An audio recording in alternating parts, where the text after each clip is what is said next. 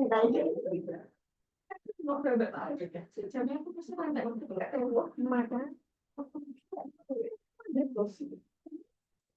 ada apa-apa. Ya kan, Mbak tuh pulang sama aku enggak sih?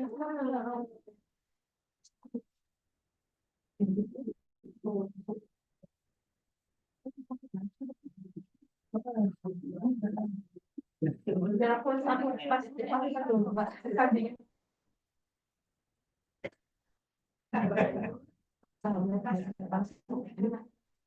Kalau gue pakai tadi mau ikut sih.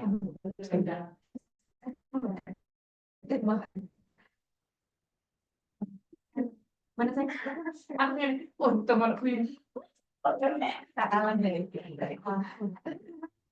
itu pesan pertama apa tahu? Kamu punya bawa laptop berarti kamu loh soalnya itu dipantik sih tinggal dan puas kan padahal aku udah ibu aku ini di belakang aku tadi orang ngobrol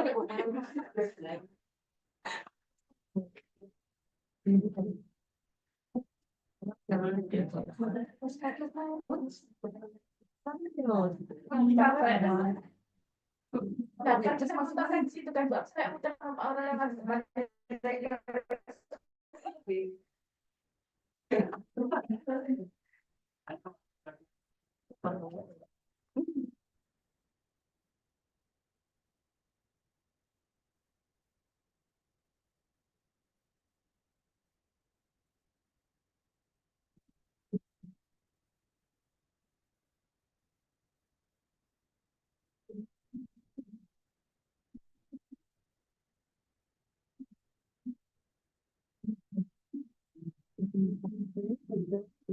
bisa sih dua itu sudah siap pertanyaan aja apa kalau itu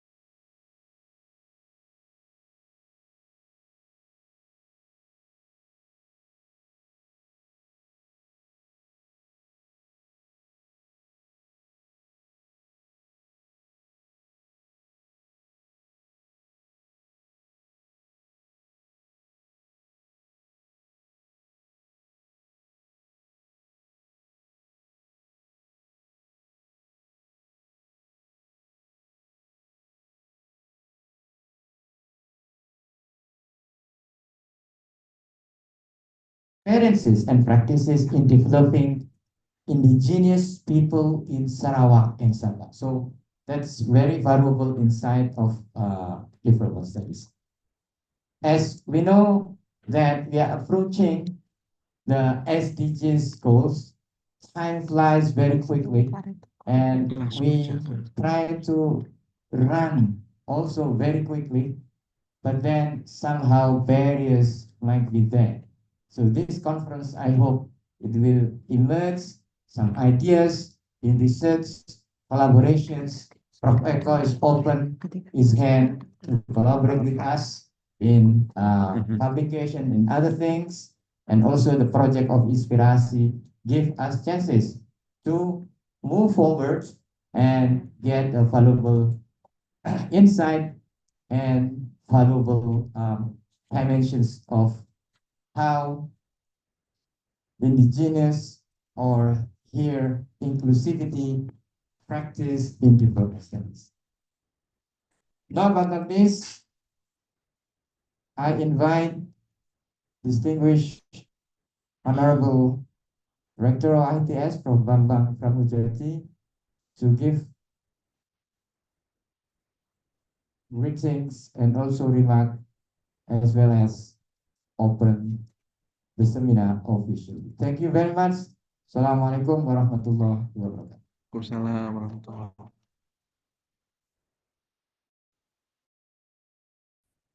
Thank you, Dr. Arfan Fahmi. And then the next welcome remark, I would like to invite the Honorable Rector of IETS, Professor Bambang Pramujati, PhD.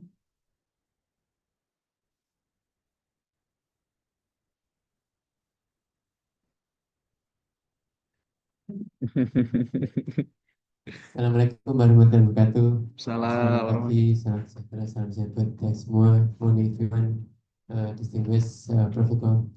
Ini saya pakai bahasa Indonesia saja. Ternyata dia itu kakak kelas SMA saya 1 tahun di Jogja, di UPM, sampai SMA di Basel.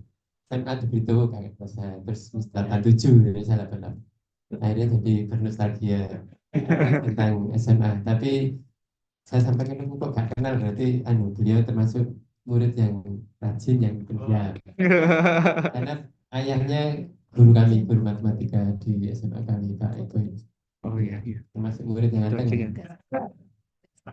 Nggak usah. Ya, saya juga itu cara yang salah satu.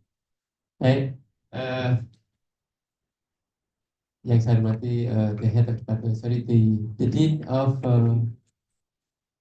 Gravis, Vice Dean at the head of department, and then the lecturer, the presenter, and all participants of this conference. It's a great honor for me to be able to be here to open and to see the 5th International Conference on Global Development. It's this year the conference theme is promoting inclusivity in the development practices. This is the 5th ICODEV, and hopefully there will be many more conferences, the 6th, the 7th, etc., and it's going to be bigger and bigger every time. And thank you very much for having me here. It's a great pleasure, and thank you, Pak Eko and Pak Bilen as the presenter, as the keynote speaker of today's conference. And for sure, we are going to learn a lot from both of the keynote speaker. They have a great experience, and Pak Eko mentioned that's been in NTU since 2002, 2002, and US, yeah, Singapore, and from 2002. So it's been a while, and for sure he has international experience that's could be shared to us today, and hopefully we can learn from the speaker as well. And for sure, international conference or a seminar like this is a place or an event where we can learn from each other, and we can share our finding, our research, and also our experience to each other, and for sure to learn from one another. And hopefully this become one way from us, especially from the lecturer, to be able to publish in a reputable international journal publication. As we know, as a lecturer, we are obligated to publish based on a reputable journal, and this is one way for us to find idea, to share idea, such that we can write a good article in publication, and hopefully the publication that we have is publication that will have an impactful to our community. I guess that's what I'm going to say this morning. Again, thank you very much, Pak Eko, and the keynote speaker, Pak Linden, as well as all the participants of this morning conference. Hopefully, you will all has a fruitful discussion and enjoyable conference. By saying Bismillahirrahmanirrahim, the Fifth International Conference on Global Development is now officially open. Oke, selamat pagi. Assalamualaikum warahmatullahi wabarakatuh. Salam warahmatullahi wabarakatuh.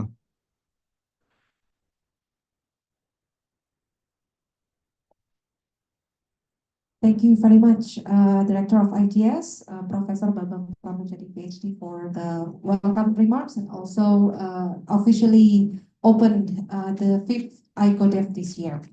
So before we continue the agenda, I would like to invite Professor Bambang Pramujadi to come up in front of the stage again, and also Dr. Elia, and also Dr. Saiful Hakim, Dr. Arfan Fahmi, Dr. Windiani to take documentations, and also Professor Johannes Ekorianto to come up in the stage, and also Pak Ubaidillah as the PIC of the conference.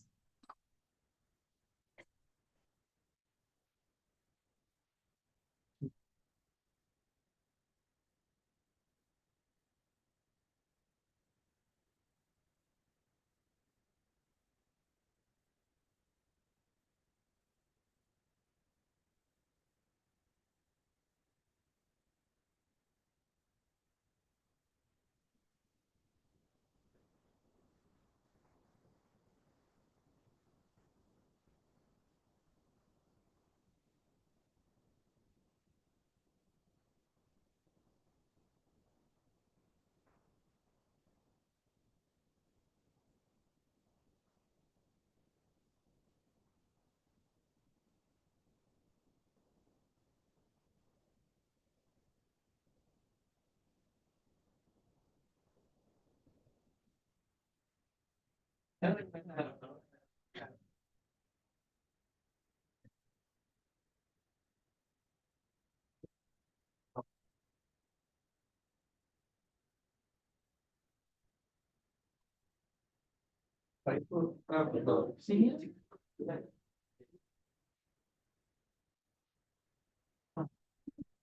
I would like to invite all the participants to come to the stage for the documentations.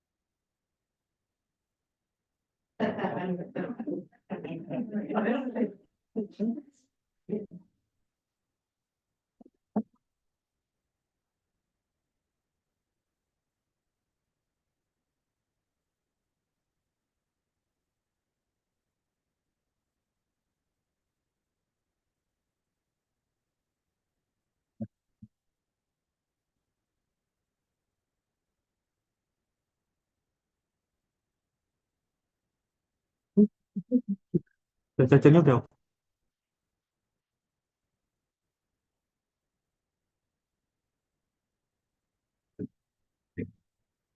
So, the honorable participants, so the agenda is a coffee break. So we will have a 15-minute coffee break. You may enjoy the snacks and coffee or tea in front of this room. And we will be back in 5:10. Thank you. Wah, tenangnya aku masih terus nanti kan semester.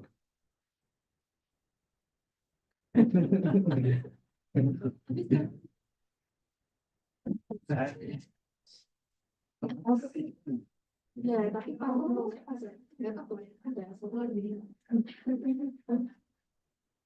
Sebenarnya Itu super. Memang ya.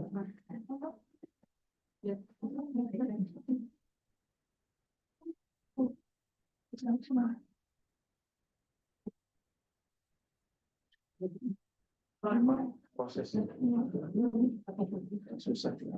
Tapi once you sudah mencapai kayak saya, lebih dari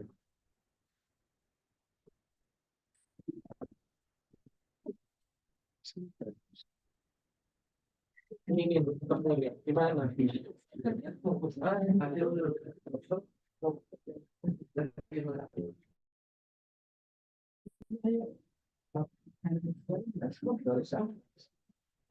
lima enam tahun aku dulu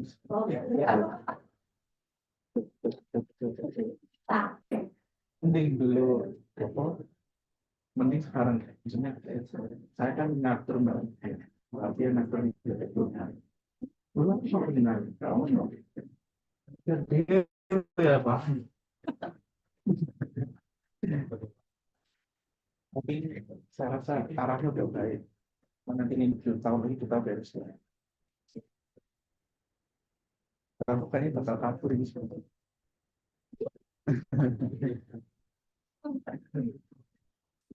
ya pengen ikut di sini nanti kok ini kan udah terpilih Desember akhir mau kan Desember. Ya, Bu. nah kalau aku diterima mulainya kan Juni itu nggak tahu ya kalau kayak gitu ini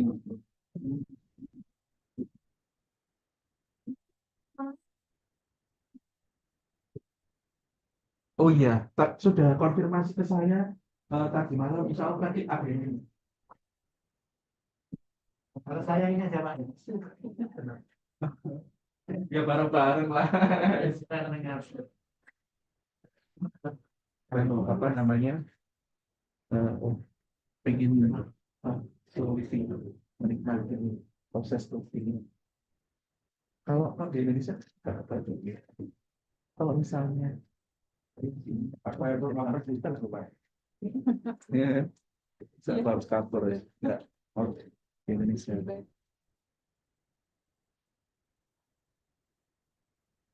pasti ya sudah ini ya nanti tak balas seperti ini kalau kalian ada kontrol apa oke siap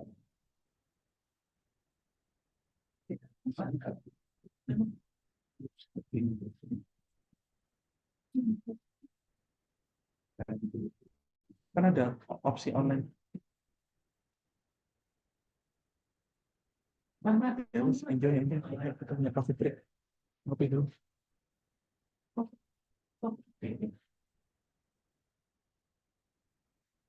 Mbak. Oh ini udah sama Mbak Atia oh iya iya Ini kantor saya. Loh, ini mana ya? Makanya dari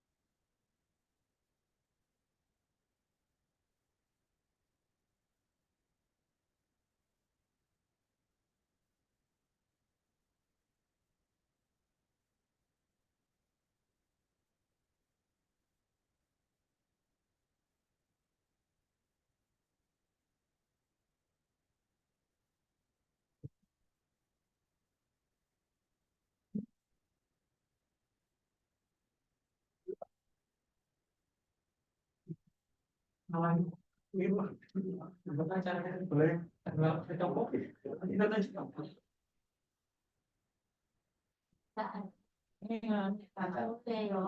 Apa anak itu?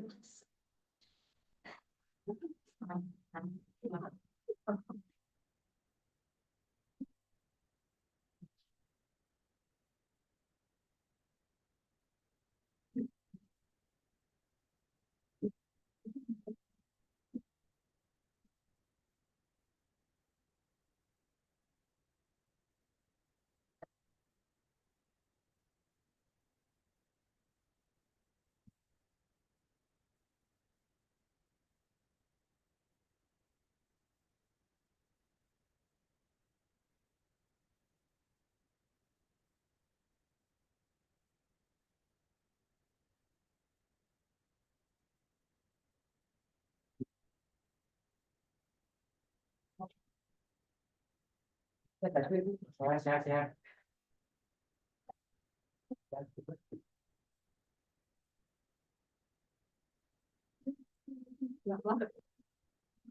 Terbaik. Enggak. Dewan terbaik. Islam, Islam.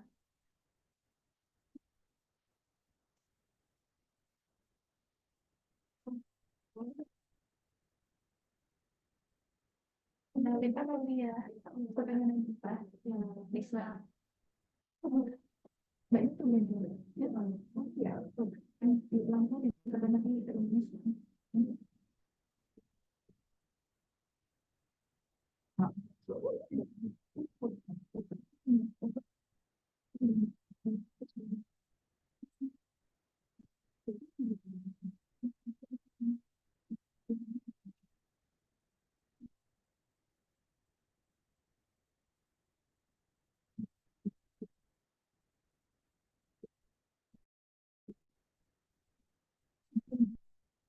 Enggak sih, aku terjadi jasa tidak sesuai.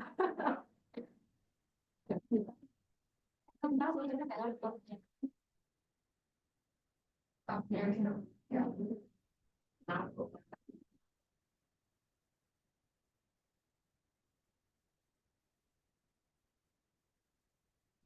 ke Satria Erlangga.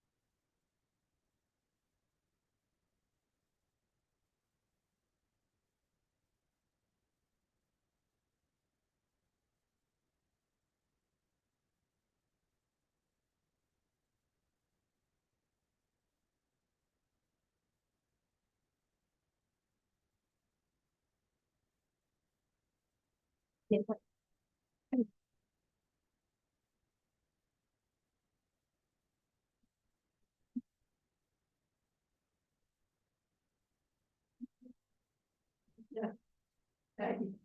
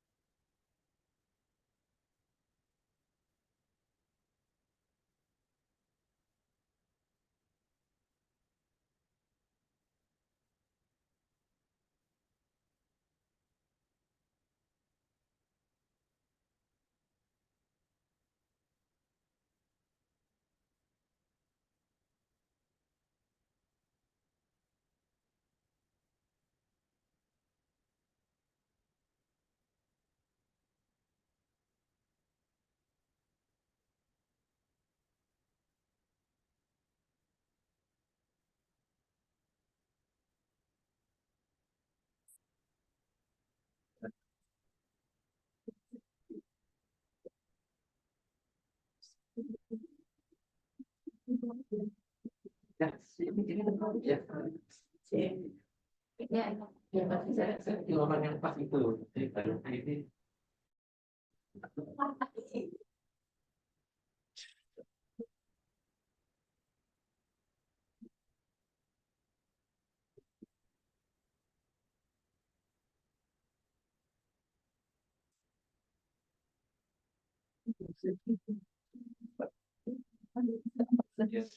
Nah, kalau saya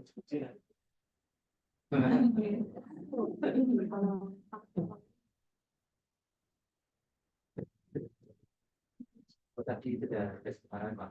Ya, persen.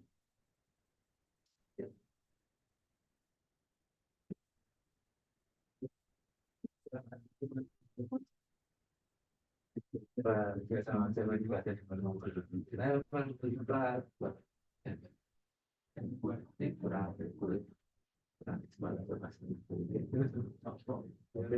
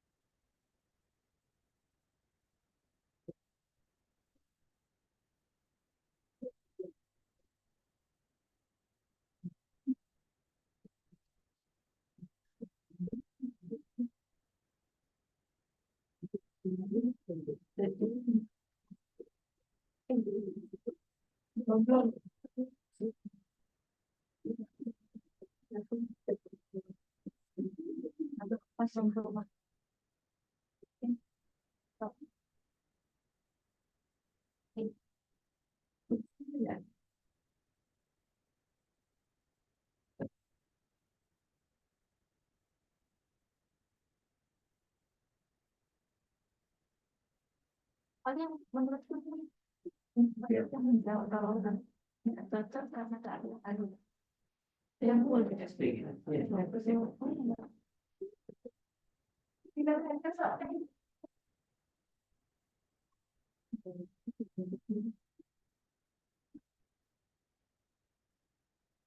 soalnya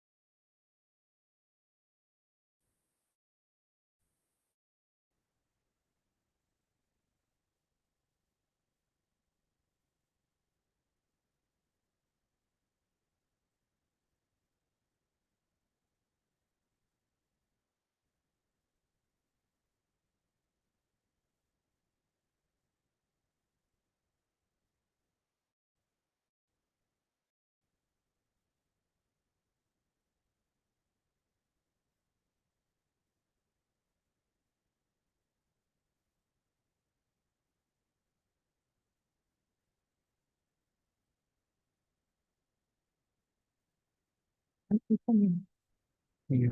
Itu udah agak penuh sekarang.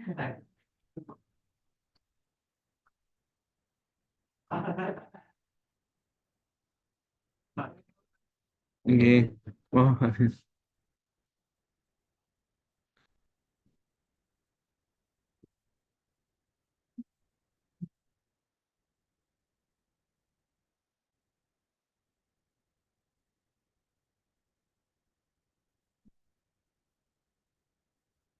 nanti Speakernya. iya, Enggak salah. si Pak Eko sama Pak Arfan disuruh maju gitu aja kali ya. Iya, Berarti Pak Ino sendiri yang di situ nanti. Pak Ino coba biar ditemenin Bu Windy gitu ya. Bagaimana enaknya?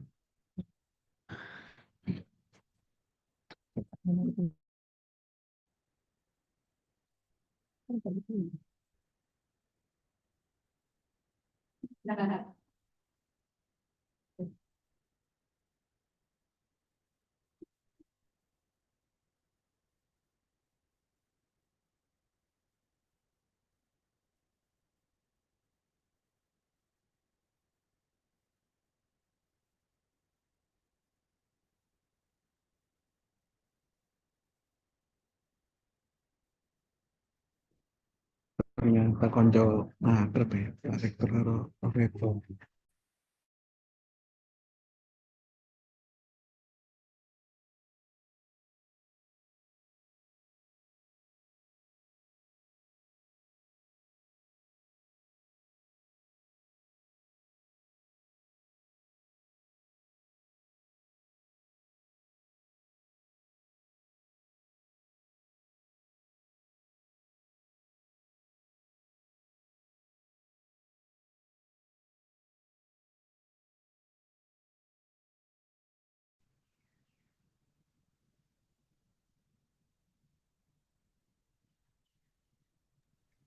Good morning, Prof. Novel.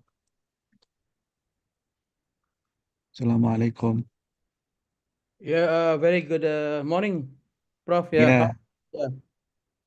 thank you so much for joining us. I'm sorry, I have to inform you that we are still in a coffee break. So, yeah, we're going to start in 3 to 5 minutes. Yeah, sure, So, yeah, if you don't mind, until the all the participants entering the room, and then we will start. sure, no problem. Yeah, but is it Okay. my voice clearly? My voice is it clearly my voice?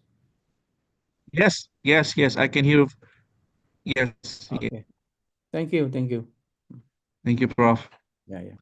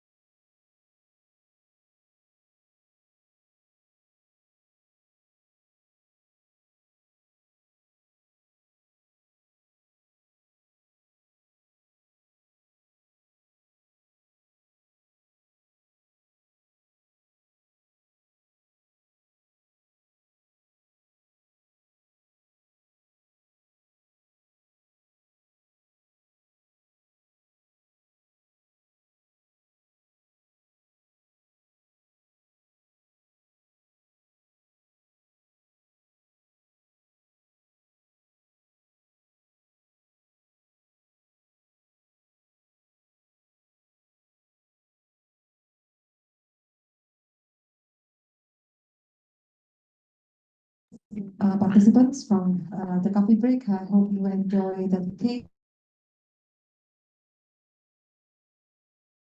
and the drinks online. And we will view our agenda, and of course, you may have your coffee or tea or small snacks during the keynote speaker sessions. So the next agenda is keynote speaker sessions. I would like to invite Professor Johannes Ekorianto to sit in front, and also Dr. Afan Fahmi as the moderator to also come up in front. And I would like to say hello to Prof. Novel, the head of Center for Development Social Environment, University Kebangsaan Malaysia. He will be joining us virtually via Zoom. But before I would invite Prof. Novel to start his presentation, I would welcome Dr. Mampai Haki as the Vice Rector 3 of ITS. Welcome to ICODEV, Bapak. And the first speaker is Prof. Novel, and then will be continued by Professor Johannes. But for the keynote speaker session, I will to hand over to the moderator, Dr. Afan. Thank you very much. Welcome again to ICODEV with ICODEV 2024. We come to the keynote speaker sessions. We have two keynote speakers here. Firstly, there will be Prof. Novel Linden from University of Kebangsaan Malaysia. The second is Prof. Johannes Ekorianto from Nanyang Technological University. Before we proceed to the presentation of Prof. Novel, let me introduce shortly about his biography. Professor Dr. Novel Anak Linden, married, and he's professor in Anthropology and Sociology program, Center for Development, Social and Environment, Faculty of Social Sciences and Humanities, University of Kebangsaan Malaysia. His expertise is in community and rural development, indigenous people, and minority groups in Sabah and Sarawak. Audience, join me to welcome Prof. Novel Anak Linden. Thank you. Yeah. Screen is yours, Prof. Novel. Thank you very much, Mr. Chairman.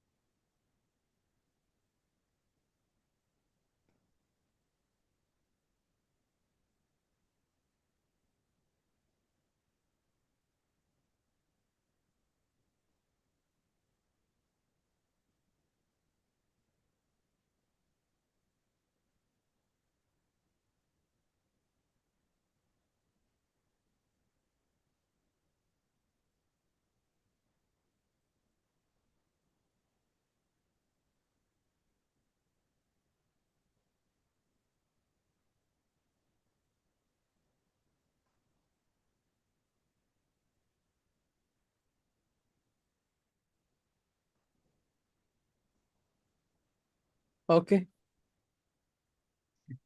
Can we start now? Yes, Prof, please. Yes, please. Okay. First of all, very, very sorry because I unable to come to the conference venue due to certain problems. Yeah. But anyhow, that I hope that you enjoy my presentation today. Okay. So the topic of my presentation is on the narrative, yeah, of the indigenous community on development. Yeah. Now, first of all, my name is Professor Dr. Novel Lindens. Yeah, I am from UKM. You can see my writing at Google Scholar, and the same time on the Scopus also, yeah, Elsevier. You can just write my names.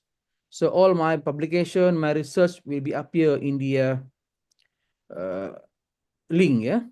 Now, at the same times, I'm also the adjunct professor at the University Negeri Semarang, Indonesia. Yeah. Recently, I also been appointed as adjunct professor Universitas Negeri 11 Maret. Yeah, Universitas 11 Maret. Yeah. Okay. Okay. What I'm trying to share with you is how the indigenous community, yeah, what is the assumption? What is their perception? What is their worldview on development? Now, people talking about sustainable development everywhere, every country, yeah, even in campus, in the university, people very frequently talk about development and sustainable development. Yeah. Now you can see around the world, people talking about sustainable development, but they are never talk about after development. What happened after development? Before we go to sustainable development, what happened after development? That is the gap that we never talk comprehensively and constructively. Yeah. Now, so the research gap that we should look at now is this is development, this is sustainable development, but there is a gap here that we never touch, that we never talk seriously. Yeah. But we always talk about sustainable development, SDG. Yeah. Even in the research, yeah, even among the policymakers, they are talking about sustainable development goals. But before we talk about SDG, there are certain area or certain issues that we never talk it thoroughly.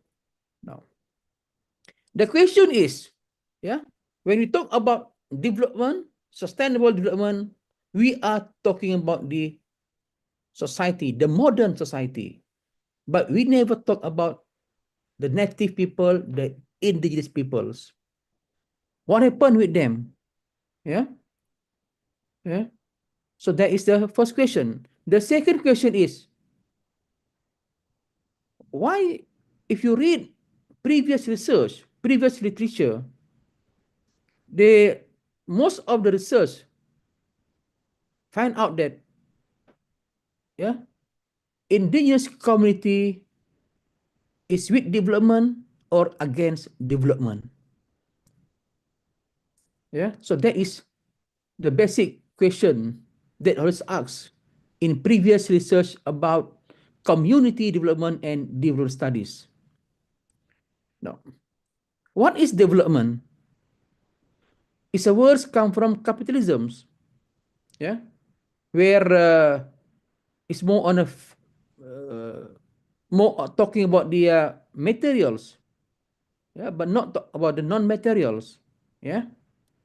Now, for examples, in my research, yeah, in East Malaysia, yeah, I go to that area which I call the Penan peoples.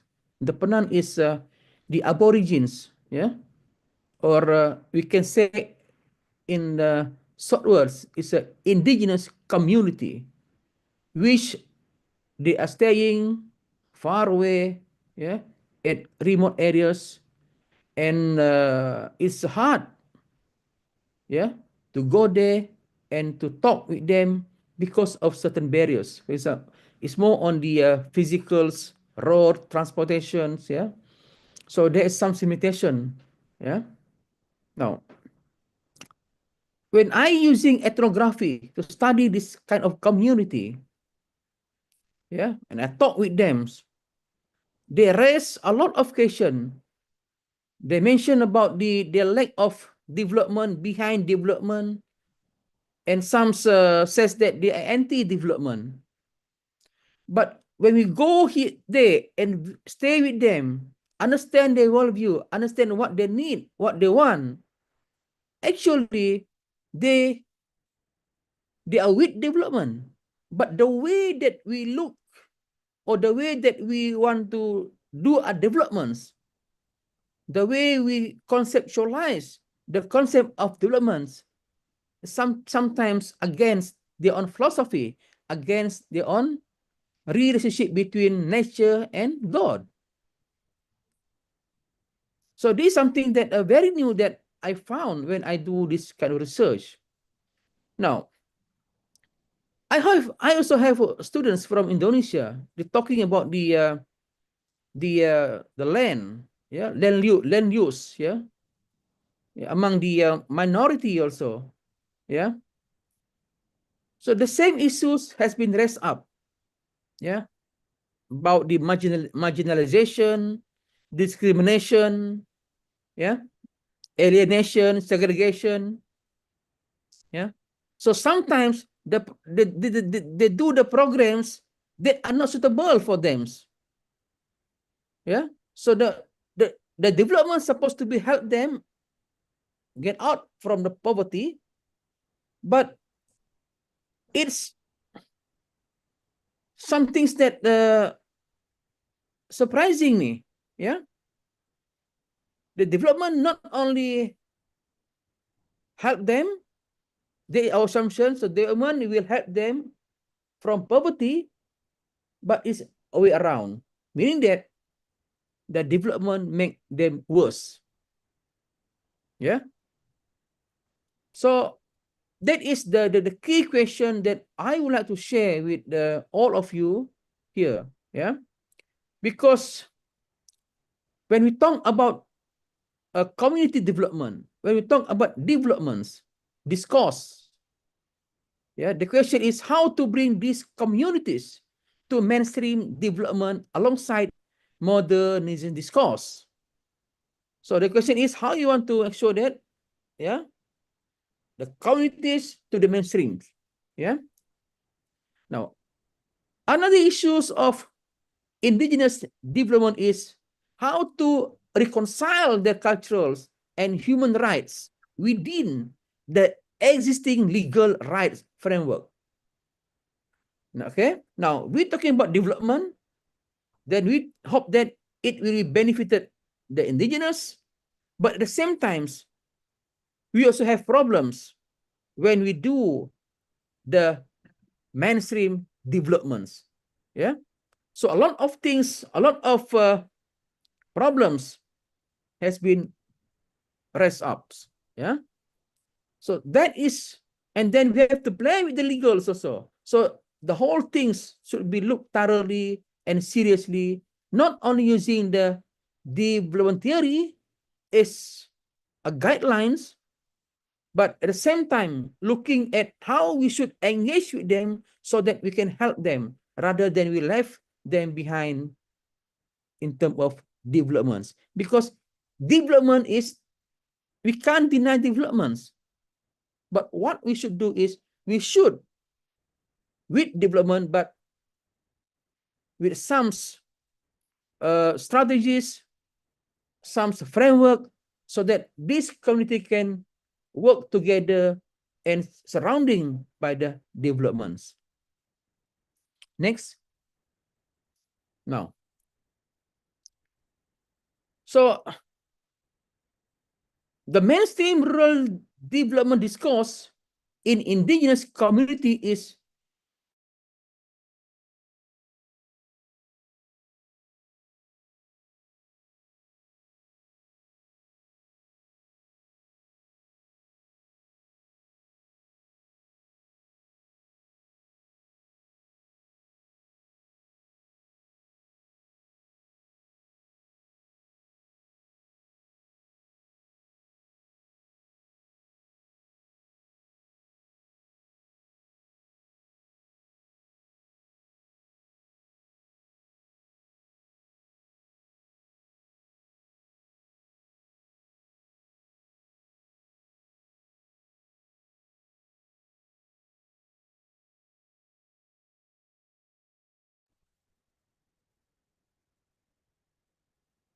hilang ya.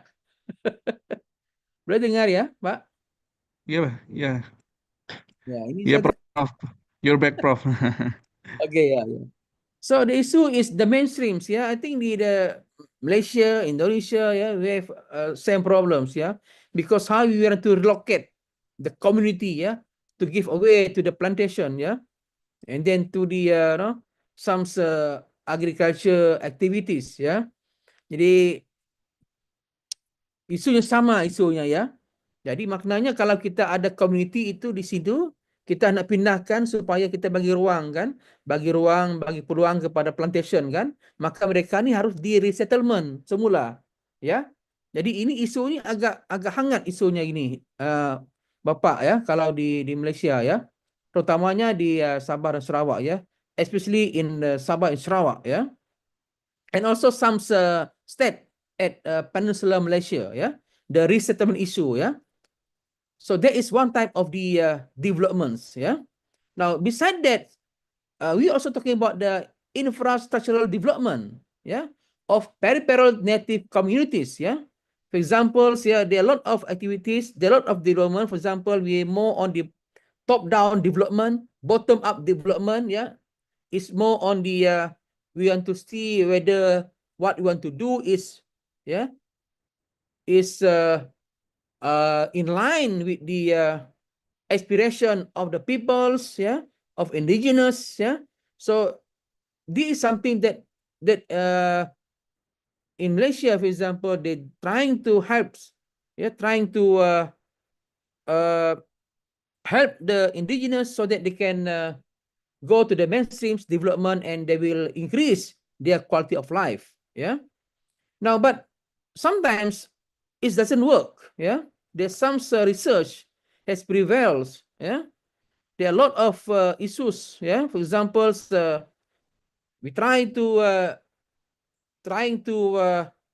relocate them, but there are some problems, yeah. So akhirnya ini akan mencetuskan apa namanya konflik, ya, konflik di antara pemerintah dan juga dengan apa namanya dengan community indigenous, ya. Okay. Now at the same time also because when we talk about development, this indigenous, so indigenous have their own environments, yeah, but they were trying to go to absorb the ideas of development, so they have some barriers, yeah. That's why in previous research, if you look at the Peninsula Malaysia and Sabah Sarawak, for examples, even in Maori also in New Zealand, they have problems because it's hard for them to accept the ideas of development because they have their own cultural values, they have their own worldviews about life, yeah, about environments, because they assume that environment is the harmonious relationship between God, human, and nature. Yeah, it's a triangles. Yeah, okay. So that is the ideas that I think I should be highlight here also, that if you look at indigenous, the ideas of the development is totally different compared with the modern development or what we think about. Yeah. Now, what is interesting is that indigenous community are in favor of some form of development activities, but at the same time, they are against other forms of development. So meaning that before we do the developments, we should go there, ask them what you want, not what we want. So that is the basic principles, yeah. As what I found out when I do the research, because most of them says, ask us first before you do development. If you enforce this development, we will reluctant to accept this kind of developments. So meaning that there are conflicts, there are barriers between the governments, the policymakers, and also the peoples, especially the indigenous community. Yeah, because some of them are semi-nomad, yeah, they just move around, yeah, because what they feel about life is very simple compared with us, where we are talking about internet, we are talking about handphone, we are talking about everything.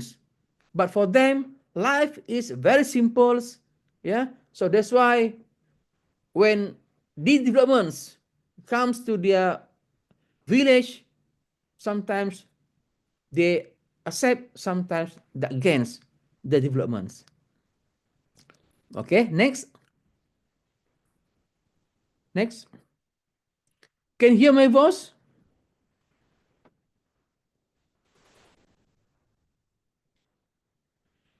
Now, in discerning the discourse of development as a social reality, we use the notion of authority defined and everyday defined. So meaning that what is very important now is what is the definitions of the native or the indigenous about development. So we must look at from two perspectives. Number one is from the authority. One is the authority assumption, the authority definition about development. And then the same times we ask the community, what is the define about development? So that's why if you look at the books wrote by Samsul Amri 1996, he defined the development from two, authority defined and everyday defined. Okay, so meaning that the authority defined social reality is created by the people in power structures, such as those in the academics, governments, or corporate field. Yeah, that's why, according to Samsul 1996, this social reality is normally textualized or recorded in academic journals, books, and media, and found in official policies. But if we look at the authority, defined and every defined, there are some gaps. Yeah, there's a gap between this defined. Yeah. Now, the every defined sociality is expressed by the people in the society. They define the development. They define the concept of development. They define what type of development for them. Okay. Now, this social reality tends to be orally conducted by experience, and it can be found in popular culture. Yeah. Now, that's why in this research, yeah, in these studies, yeah, we should look at their worldview. Yeah. What is the native? What is the indigenous? What is the minority worldview in terms of ecological, cultural, and identity of development, which cover nature and community interests. So that's why the every defined discourse provides an alternative understanding and contestation to mainstream authority defined discourse. So in this topic, I would like to talk about the comparison between the average defined and also the authority defined. So authority defined is from the perspective of the academics, perspective of the power structure. But the average defined is from the public or from the people. Okay. Next. Next, yeah. Now, what is the impact of modernizing rural development? Now, the development discourse rests on the ideals of integrating the indigenous into the rural development projects. Now, the ideas of growth in the development project says the plantation economy warrants prior deforestation by way of logging activities, which by itself generate income. Meaning that, now, this is the big problem, big issue, deforestation. Yeah. Especially when we link it, because if you look at the several journals, several articles, several news, they always talking about deforestation and palm oils. And also they're talking about the native or the indigenous community, because the land is belong to the indigenous community. Okay. Now, second one, the issues of poverty among the indigenous communities are often associated with the development policies and government policies then are too forward. Yeah. Thinking and living experience that goes beyond the indigenous community understands on quality of life. Now, this is, we come back to the notion just now, authority defined and every defined. Okay. So that's why if you look at my research findings, yeah, because my research location is at the East Malaysia. So this research has been conducted for 6 months, but I stay with them almost 1.5 months to learn about what they want, what they need, and to learn about how they structure the concept of quality of life and how they engage or how they react with the developments. Okay, next. Now the question is, this is the premise of discussion that I should put today. Do the indigenous community for development or against development? This is the thesis of the research. Yeah. Now, of course, yeah, education is a key aspect of social development that is able to transform the society. Yeah. Now, but the favored development that benefit their immediate material needs, such as provision of amenities and infrastructures, such as a better housing and also adequate space for house living. Yeah. But here's the problems, yeah, because when their land has been developed into plantation, palm oils, yeah, so they need a basic facilities such as recreation spaces, such as football field and open spaces for the children. Now, what is interesting here is, yeah, when we do a research, most of them go for development, yeah, but in certain areas they are against development. So now there's some issue also, yeah. It just, as I just mentioned just now, that education is a key aspect of social development. But if you look at my research, yeah, we have found that, yeah, for examples, there are one teacher in one long house, yeah, they told us that these indigenous send their children to school only to see them collect food and come back home. And then also children tend to get diverted by voluntary kinship activities and miss out on formal education because the relationship between the children and the parents are very, very close. Yeah. So that's why in certain area, yeah, the parents send the children go to school, but sometimes they will go back to home because they need to help, yeah, the activities, the agriculture activities, and help the kinships. Yeah. So that's why the lack of adaptability of the indigenous children, for example, in secondary school, which are often situated in urban areas, further hampers the likelihood of them progressing to higher levels of education. Yeah. Example, coupled with that is the sheer distance of the school, which are situated further away, meaning that this is their long house, but the school is far away from the home. Now, of course, they have been separated from the parents for a long period. So that's why sometimes the dropouts is a bit higher among the indigenous. Yeah. Okay. Next.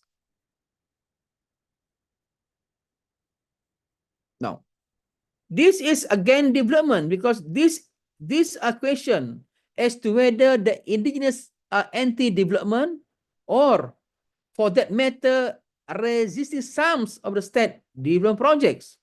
Hence, the question arises as to what types of development are they resisting? And additionally, why are they resisting development by the state? That's why we come back to the theory just now. Authority defined and average defined. Now, the unwillingness of the indigenous to part with their land for logging, plantation, dams, and road purposes is often viewed as anti-development because of the way of life is considered as backward. Now, however, the paradox that it is the so-called modern development comprised of dam development and palm oil plantation that have caused existing environmental problems such as siltation and river pollution. So this is why the environment's harm, yeah, the water pollution and loss of biodiversity, yeah.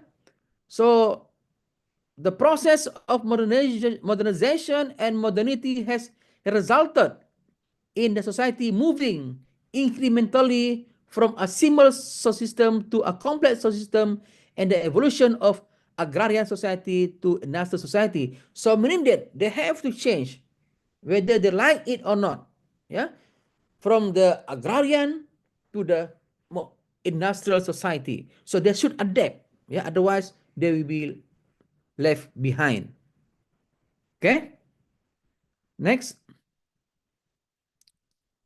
Now, this is the very important aspect that I would like to highlight today. The question is, should we neglected the indigenous? My answer is no. We should help them, but we should help them based on two perspectives. One is from our perspective, the other one is from their perspective. No. So educational intervention promoting literacy and skill training, this we should do it in a good manner. Yeah. Second, when small-scale farmers sell their produce at a bigger scale, they are able to earn more, save more, and invest in their businesses. So meaning that we should give them microcredits so that they can go for the big scale. Yeah. Third one, the community engagement with the community. We should engage with the community. Yeah. Fourth, we should also focus on the community empowerment because it refers to the process of enabling communities to increase control over their lives and communities. So it will imply community ownership and collective action that explicitly aims at social and political change. So that's why in this conference, we should look community development considers community members to be expert in their life and communities and values community knowledge and wisdom. It is not determined from outside the community, but it should be grows or emerges from within the community. Yeah. So meaning that because they have their own capital, they have their own social capital, they have their own social support. Yeah. So that's why the community capital that can be used as a gauge of how community resources are being used. So because the naturals build financial, social, human, political, and cultural capitals. Yeah. Next. Now, what is the whole idea of development is we cannot run away from development. Now, this is development. Now people are talking about sustainable development. After this, what kind of development? Now, in this gap, people talk about alternative development. What is alternative development? As mentioned by Armayason. Because Armayason talking about alternative development. Yeah. Meaning that in alternative development, Armayason talking about the participation and the empowerment of the community. Yeah. So I think that's all from me. Yeah. So I really welcome any question. Yeah. Thank you very much.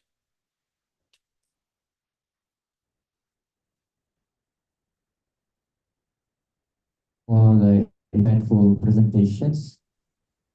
Audiences, please hold on a while because after this, we have another keynote speakers. That is Professor Johannes Eko Rianto from NTU Singapore. Let me just read very brief his biography.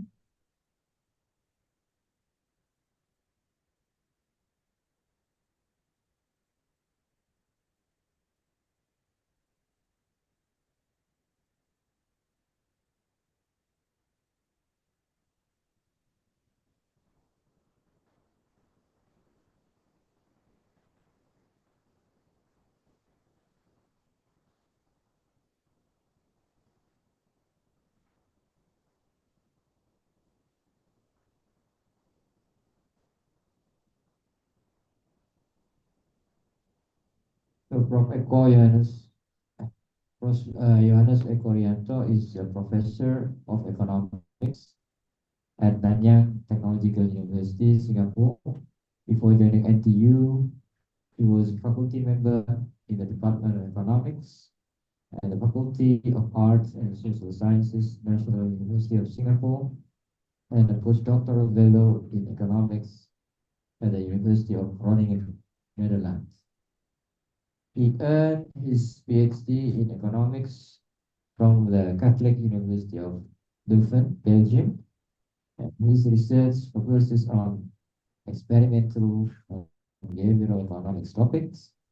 He utilizes control laboratory experiments to investigate how individuals make various economic decisions and how they are influenced by their preferences and beliefs. We need to welcome Prof. Johannes Eko Rianto.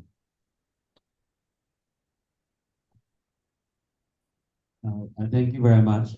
It's an honor to be here, and thank you for inviting me to this ETS. And I had a pleasant surprise this morning because I was sitting next to Bapak Rector, and it turns out that he was from the same high school where I graduated many years ago. So I was his senior, a year above him, from the Brito High School in Japan. So it was a pleasant surprise. I didn't expect that I'll see someone from the same school. Okay. So thank you to Pa Arfan for inviting me. So I met Pa Arfan in NTU Singapore. He visited Singapore, and we had a meeting at that time at the School of Social Sciences. So I'm an economist by training, but when I was in the high school, I didn't take EPS at that time. I took at that time it was called A1, Fisika dan Matematika. And then I decided to move on and took economics, and I didn't look back since then. So okay, so yeah, I'll be presenting in English, but I will try to explain things hopefully clearer by switching to Indonesian sometimes, and feel free to ask me questions later on. So what I'm going to do today is to examine the role of inclusivity in development practices. So that was the topics that was given to me. So I was thinking about what should I give for today. So what I'm going to focus will be on how behavioral insights, that's very closely related to the research that I do, behavioral and experimental economics, And I want to look at how behavioral insight can help address social exclusions and create inclusive development interventions. So what I'm going to do in my presentations, I'll go over several specific examples and studies published in journals. So almost all of these studies are not in Indonesia, so they are in the US or in some other countries. But I think we can have some lesson of experience from those studies, and let's see. So we'll see how social exclusion operates, and hopefully we can explore actionable ways to overcome these barriers. Okay, so let me start my presentations now. If I can use this one. Doesn't move. It moves. Okay, so now we talk about inclusivity. And inclusivity in development is very important. And it is also mentioned clearly in the United Nations Nation Sustainable Development Goals, or SDGs.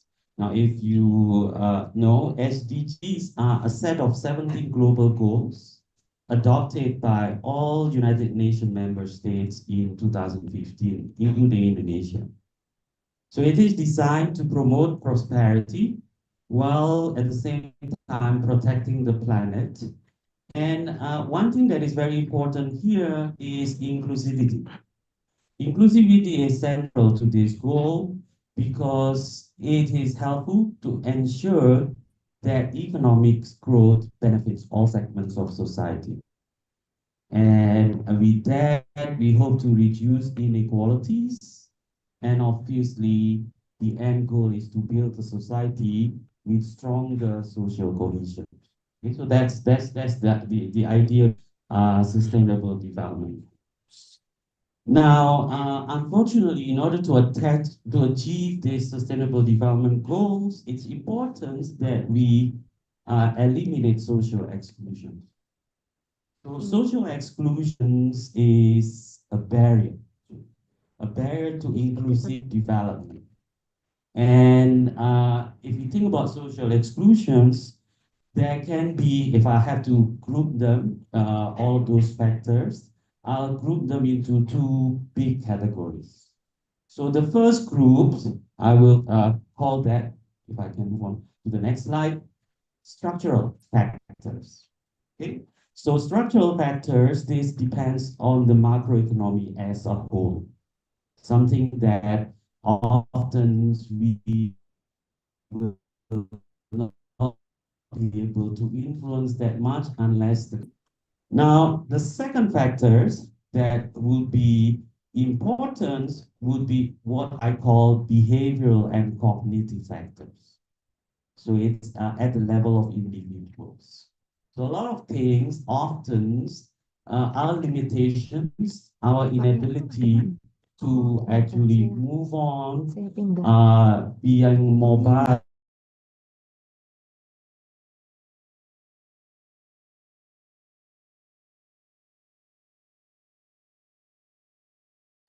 that would be the second important factor.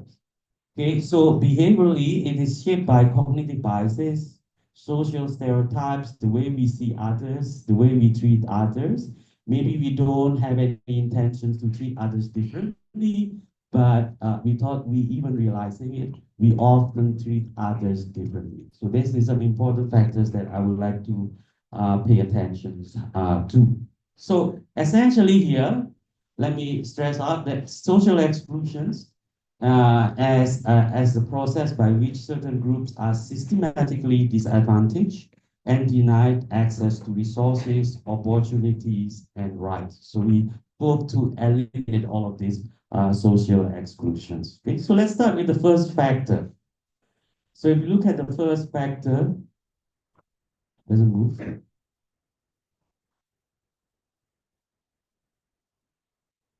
Okay, it takes time. So what I mean by structural factors, there are several examples of. The first one is poverty. So here I meant structural poverty. So poverty because of socio-economic shocks. So people become poor because of economic conditions. So this could lead to social exclusion. Okay? So all those poor people can be marginalized because they are not part of the main development process. So a structural poverty is impediment to inclusion. So this is the one factors that play roles in why we have social exclusions. Okay? But often another factor, structural factors, is deliberate policies. Okay, so not in Indonesia, but if we take lessons from other countries, there are many examples in which exclusion happens because of deliberate policies. Now, if you go to India, for example, so there the society is very much rooted in the caste system, casta. So if you are at the higher upper level caste, you will be treated differently from those people at the bottom. And the really bottom one is what we call the Dalit.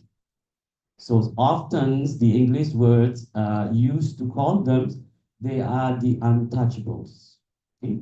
So they will not be able to go to the normal education institutions. They are marginalized. They are cast aside. So they really face very little opportunity. So they are not able to be mobile socially. So this is a deliberate policy. This is embedded in the policy, the government policy. So this one example. There are many other examples. Another good example is in Myanmar, for example, the Rohingya people. They are deliberately excluded by the authority. So as a result, exclusion happens there because something that is imposed from the government side. So this is very difficult. So to break this there has to be an initiative from all parties. So these are example of structural factors. Okay? Now another example of structural factors and something that is important and that has been given a lot of attention nowadays in the literature as well is the issue of financial exclusion. Okay? So if you look at financial exclusions, so very often the poor peoples, so they are not getting access to financial help. So they are the unbanked people. Okay? So if they go to the bank, they ask the banks, oh, I want to have a loan, small loans to do this thing so that I can do something. They are often being excluded because the bank sees them as they are not credit worthy. So it's hard to give credit to them because the bank would be worried that they will not be able to pay back. So if you look at the data across the world, so the proportion of the unbanked people is actually pretty large. So here, if you look at the slide here, roughly about 59% of adults in developing economies, they are excluded from the formal banking system.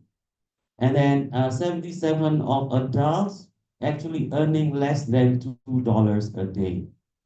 And 11% in high-income economies also. So financial exclusion is important. So the question here is, how can we solve, how can we have a system in which we can actually help those people who cannot be reached by the formal financial institutions? So this is also another factor that cause exclusions, and it's important factors. Okay?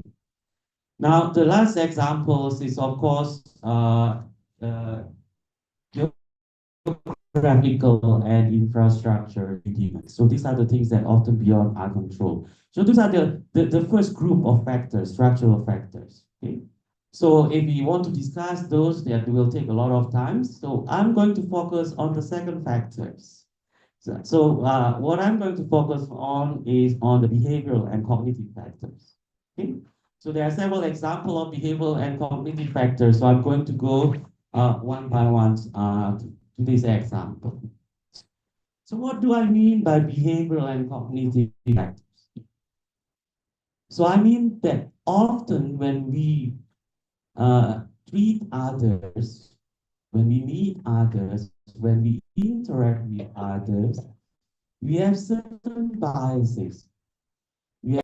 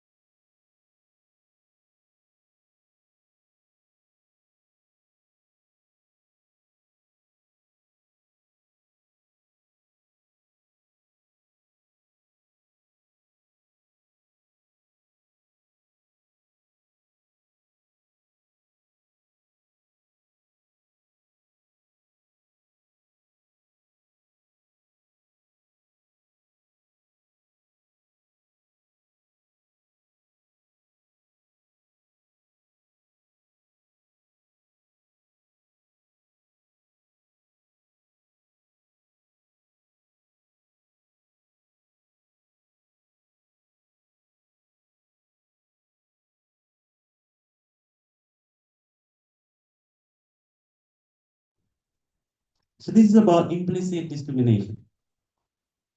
Now, the next example, if I can move on to the next slide. Um,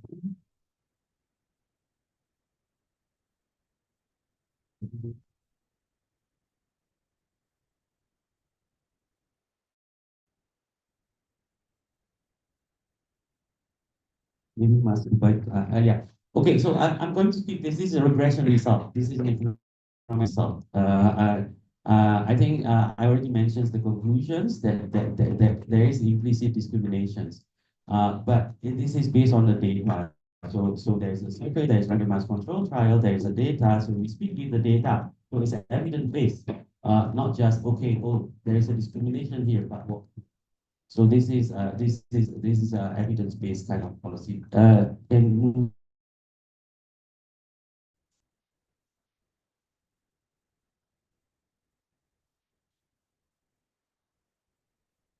okay.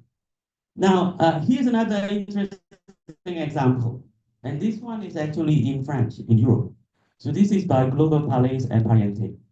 So what they would like to study, they want to study how implicit biases create a self-fulfilling prophecy, meaning that because implicit bias is there, and because people internalize this implicit bias, and both sides, those who discriminate and those who are being discriminated, often those who are being discriminated feel they accept it.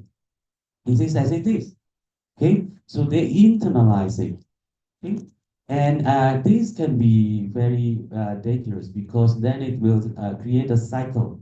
Because people will feel, oh, I'm excluded anyway, so I feel stress in the sense that then it affects the way I do in terms of activity. So this is a good example. So this is also randomized control trial.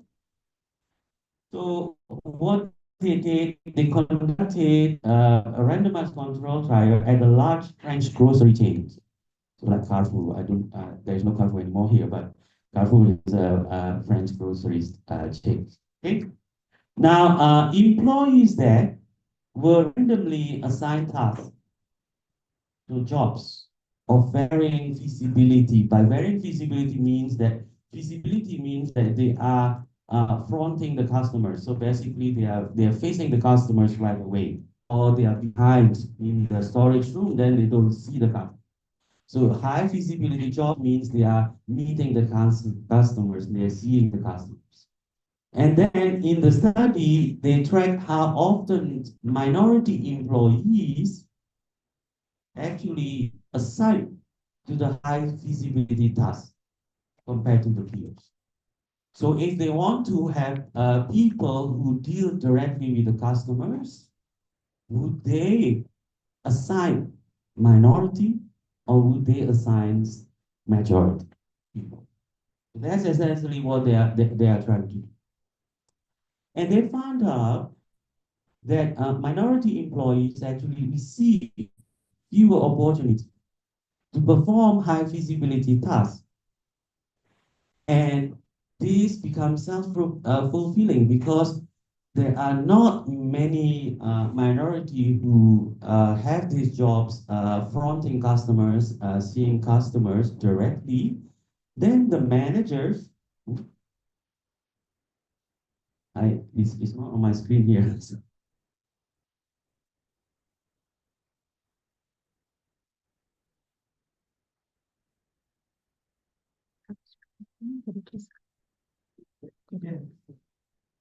I don't see, I cannot.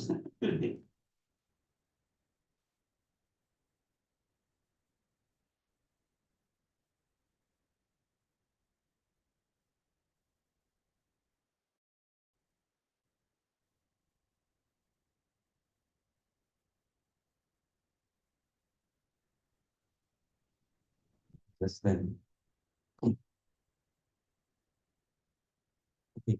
Okay. Should I stand here or should I stand? Either way is fine. Okay. Uh, is there any pointer? Okay. Okay, so what they found is that the minority employees receive fewer opportunity to perform high visibility tasks, and because managers who evaluate them don't see this minority dealing with the customers directly, it's strengthened the manager's bias. So the managers who don't see a lot of examples in which the minority actually meet with the customers directly.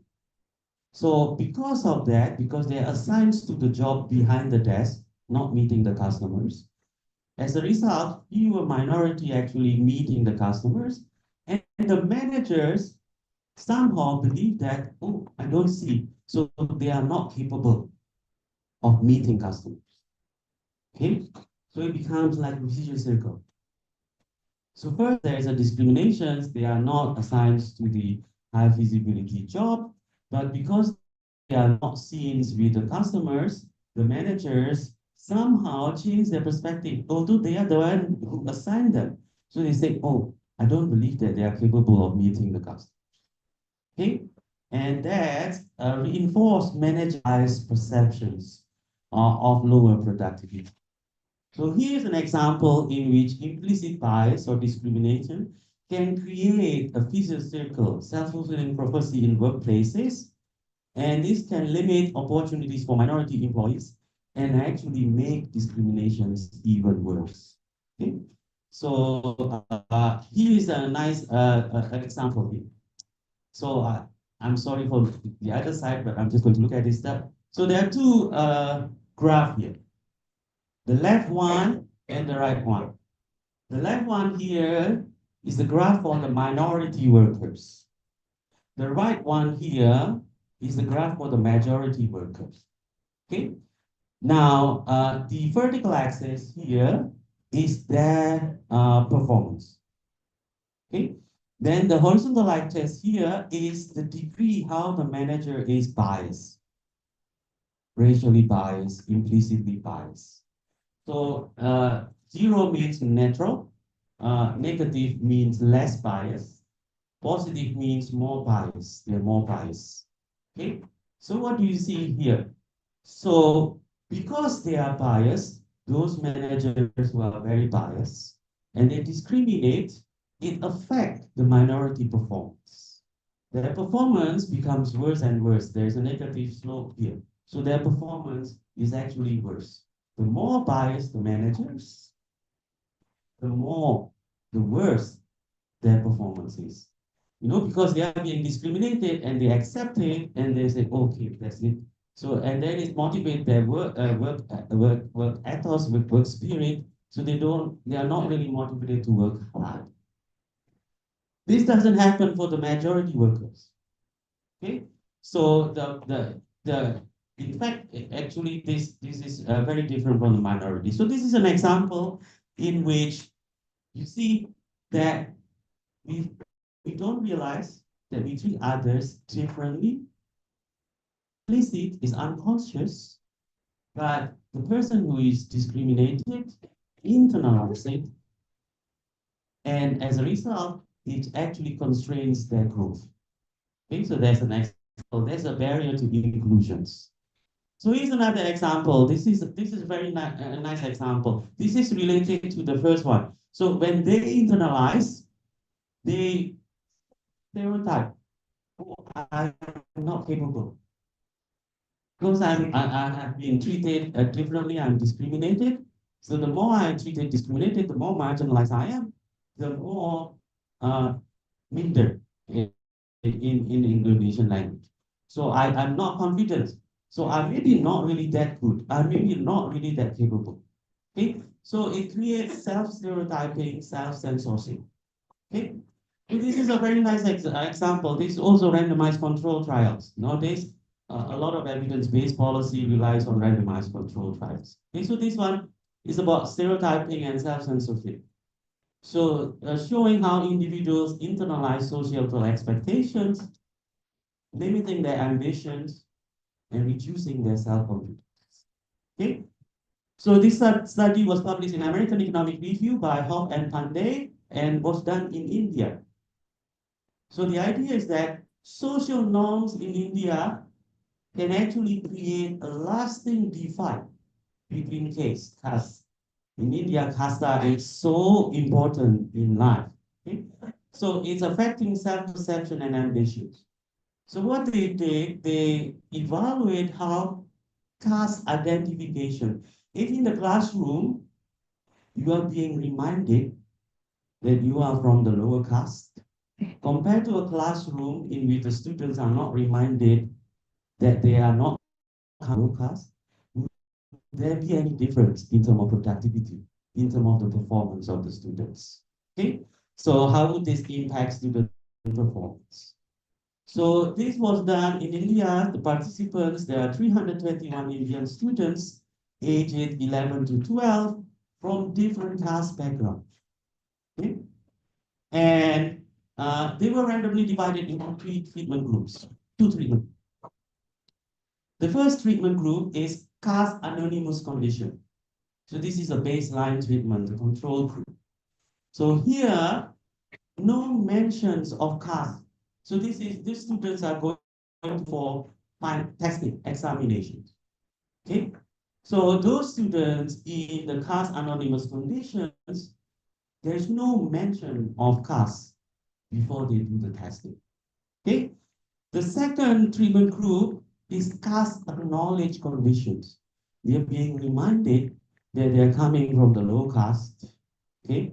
And they were and basically prior to testing. Okay? And then after that, compare the performance on identical tasks. The tests are exactly identical.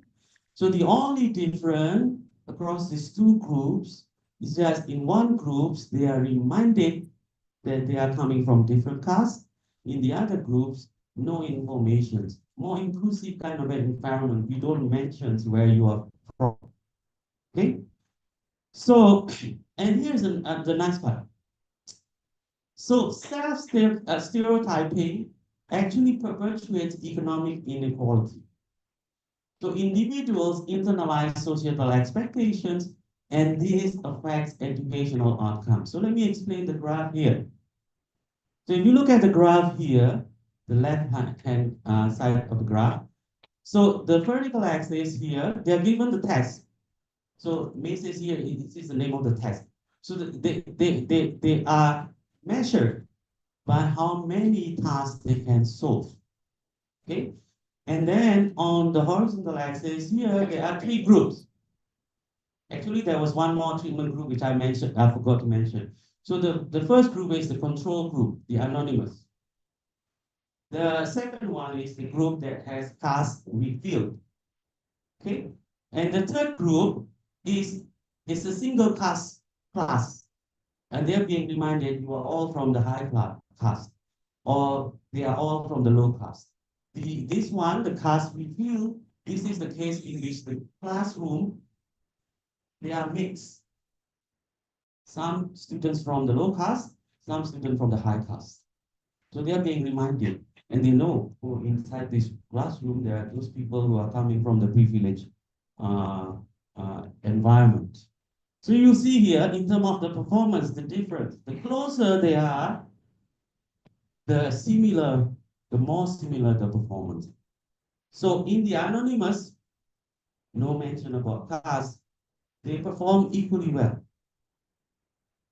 In a caste-free field, in a mixed classroom, low caste and high caste, the difference is huge. The black one here is low caste, the white one here is high caste. Okay? And if they are uniform, only low caste, only high caste, then there's no difference. So here is the main result here. So often, if we want to encourage inclusivity, we should start from the classroom. So we need to mix them, let them mix together, but no need to remind them that, so they are one. They should be consider themselves as being one. Otherwise, if they are keep being reminded that they're coming from the marginalized society, then it affects their performance. They perform much worse than the other group, as what we can see here. Okay? So that's why it's interesting. Here's also another example. So this is also randomized control trial. So evidence-based. This is also done in India, RAO 2019. They evaluated how exposure to diversity, so being integrated with poor students. This one is no longer caste, but poor and rich. Okay, so see whether that has any impact or not. So in 2007, in New Delhi, the government mandated, this is a policy of the government, that 395 private schools, not public school, private schools, they will have, because these private schools, their land, they lease the lands from the government. These are government lands. The schools are on the government land. Okay, so these are private schools. So because of that,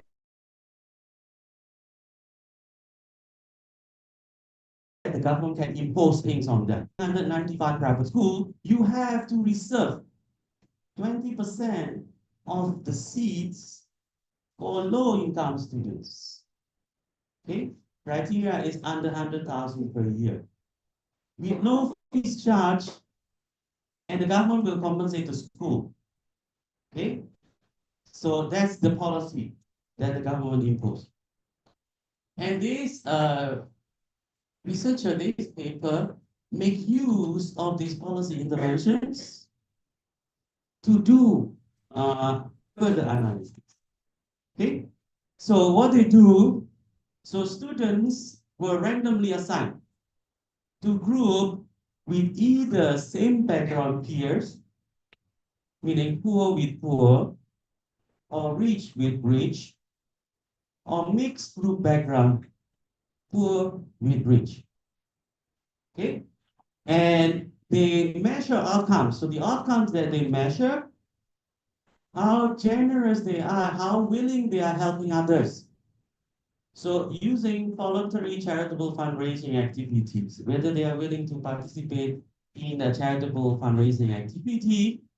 Second outcome variables, how they see others, whether they are discriminating others. So there are discriminatory attitudes towards peers from different backgrounds.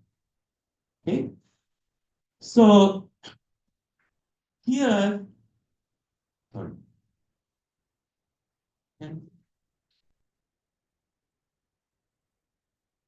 I hope I'll. Oh, okay.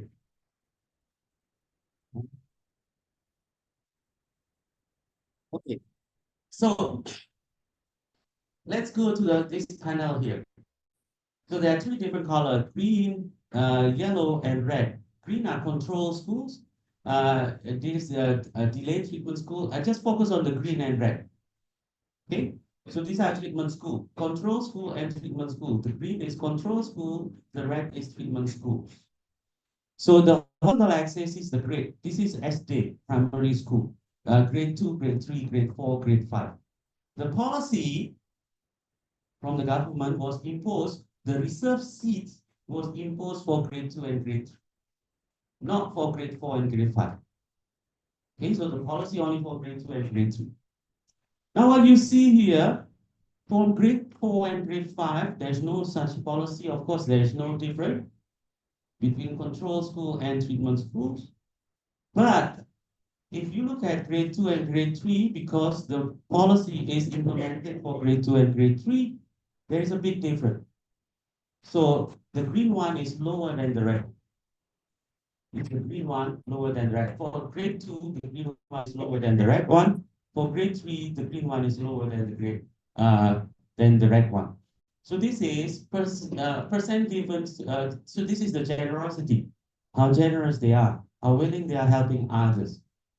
You see, if they are exposed to people of the other groups, they are more willing to be tolerant. Okay, so that's a good thing. So here, having poor classmates also increases volunteering for charity. There's a big difference, red and green. Not for this one because there's no treatment. And here's the last one. There are discriminatory attitudes. So between the green and the red, so you see that the green one is on top of the red one. So in the in the treatment school, when they are mixed, they are less discriminatory against others. Okay? So this is a nice example. Inclusion can start from all levels. It can start from the school, from the education, from the primary schools, all the way going up. You need to have that kind of things from early on. So this is an example in which it's important to fight that self-stereotyping and self-censorship.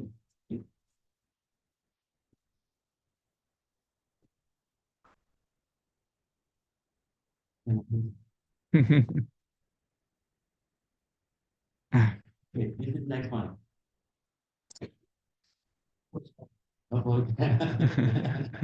Yeah. So this is also a nice study. This is by Mani Molaina, Tan Shaku, and Chow. If I remember correctly, this paper was published in Science. In Science. Nature or Science? I think Nature, sorry. Nature. It's Science. This one is published in Science. Okay, so the idea of this paper is to look at cognitive ability. So sometimes cognitive ability is measured using IQ tests. The question is, what is the relationship between cognitive ability and poverty? Is it because people are poor, so they don't have money, they don't have resources, and as a result, they are cognitively less able compared to those who are rich? Or is it the other way around? When they are poor, they have all other things, thousand other things that they have to think about. As a result, this affect their cognitive ability. So is it cognitive ability that makes people poor, or is it a poor condition that makes people have low cognitive ability? Okay. It turns out from this paper, it's actually we need to think twice. It's not that low cognitive ability makes people poor, but it's because people are poor because they have a lot of other things in their minds that they need to take into account. They perform not so good in terms of cognitive ability. Okay, so poverty creates a mental strain, stress, and that reduces availability of cognitive capacity. Okay, and as a result, it affects ability of people to focus and to solve problems. Okay, so if we think about financial challenges, thinking so hard about financial challenges leads to poor cognitive test results. And this psychological burden can result in choices that are making people even getting more poor and poor. So they make not so wise decisions. So this is very interesting. So they look at all the studies based on the IQ test, based on the ability to exercise self-control, on the cognitive control. So the result shows that being poor has the impact on cognitive ability. So here's another example. This is something similar, so I'm going to skip this, but this is also another study. This is also in a top journal, Academy of Sciences, PNAS. This is also showing that economic inequality makes people feel relatively deprived, which can increase their motivations to take risks to improve their standards. So being poor make them becoming more in a certain way when they decide to take risks or not to take risks. Okay. So here, the next one is I'm almost at the end of my talk. So this is on adaptive preferences. So if we have social exclusions, often excluded groups may develop preferences that reinforce their own exclusions. So they make that, oh, it's okay, it's acceptable, without them realizing. Okay? So they internalize their position as normal. So women, and this is an interesting study, women in male society often express lower career ambition. And that's because cultural adaptations. So they think that the norm is that they should not go out to work. And because of that, they take it, they internalize it, and they have less ambitions. So it's kind of a self-perpetuate. Okay? So this is a nice study by Burstein, Gonzalez, and Yanagisawa Drott in published in a top journal as well in economics, randomized control trial also. So investigated how misperception of social norm. So in fact, people are wrong. People think that society actually limit opportunity for women to work, but in fact it's not. Society are more open than what they think they are. But because of the media, all these things, then they have impression, especially women, thinking that, oh, I cannot do this, I cannot do this. So then they accept it, they internalize it. Okay? So they investigated how misperception of social norms affect women's employment decisions. The study was done in Saudi Arabia, where social norms impact their labor force participation. Okay? So this was published in American Economic. So here, they recruited 500 Saudi males between the ages of 18 and 35, living across Riyadh, Saudi Arabia, as participants in the expo. And as the first stage, they were asked about their own views on whether women should be allowed to work outside home. Okay? So after that, they asked what they believe others think about the same topic. Okay, so here the step of the randomized control trials. There is a control group and there is a treatment group. So in the control group, there's no information given. In the treatment groups, they are informed that you are actually wrong. You expect that others are going to discriminate, but in fact, others are less discriminatory. Okay, so if you are told that, if you are given that information, how would this affect your decision compared to if there is no about that? So we need to correct the wrong perception that people have. Okay, so here's the result. You know, the data, the survey, when they are asked individually, the fact is that men generally supported female employment. So when they ask, oh yeah, almost all of them say, I'm going to support. But when they ask, what do you think of others, men? They think that other men are not going to be that supportive. So everybody thinks that way. So somehow they themselves are supportive, but they have an impression that the society are not supportive. Okay, so so this is the result. So this means to summarize, this means that they don't have any bias, so they are supportive. So here's the result.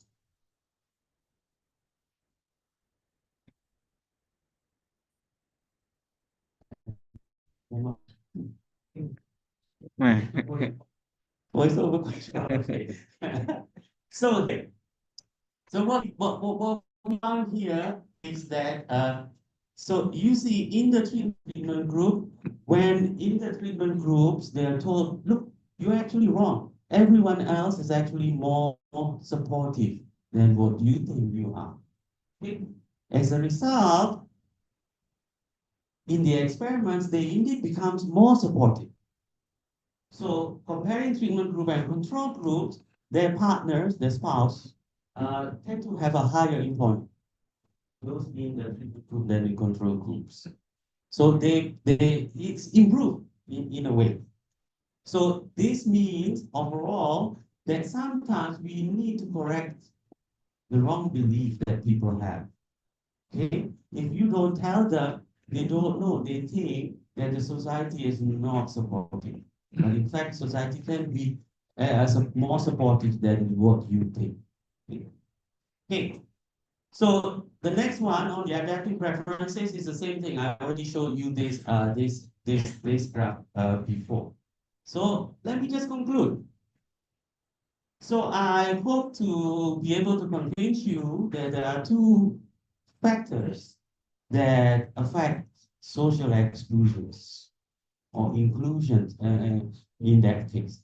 Okay, so the first one is structural, poverty, all of those all of those cases that I mentioned, but deliberate policy of restricting access to certain groups. And the second one is behavioral and cognitive. It's all start with us. Okay?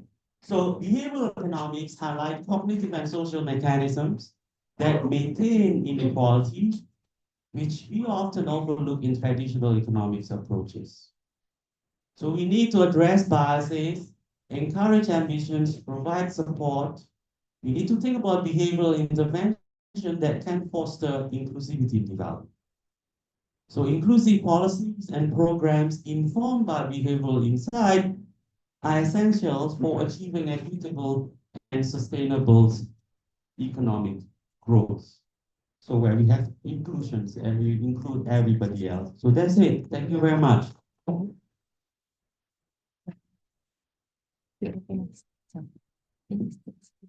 Thank you very much, Prof. Eko, for the inclusivity and how to manage various type of society from micro level, classroom, until wider level. Now, I will open the first session on Q&A. We have three questioners, so please mention your name and your affiliations. Then to whom you proceed your question. From the audience here in the room, is there the hand? Yes, one. Ibu two, Ibu Nisa, one more. Oh yeah, Brenda. Thank you very much. Bu Ratnatis. And then Ibu Nisa, then Brenda.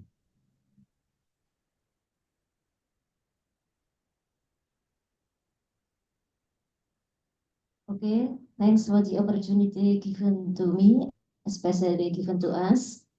I have direct question, and my first question is directed to Professor Dr. Novel. But after that, I also have two questions for Professor Eko, so don't worry. My first question, first is my first impression. I really impressed with your presentation, Professor Novel. This fit with our need because our department is development study, and hopefully this will improve or increase our horizon.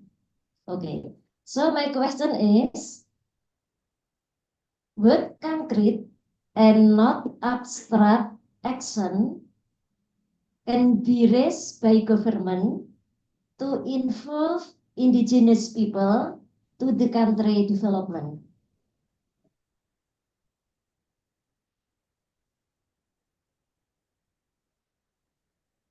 Pak Arfan, can I have next question? Okay, and my second question, it is still for Professor Novel.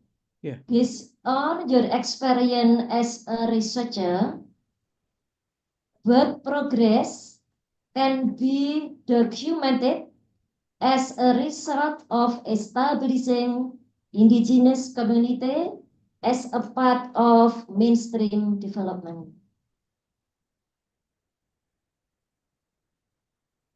Okay, yeah. Okay. Okay, thank you for the question. So one another from Puratna to Prof. Eko. Next question is for Professor Eko. I am very happy because before I ask Professor Eko questions, you already answer my question. But don't worry, Prof. I changed my question.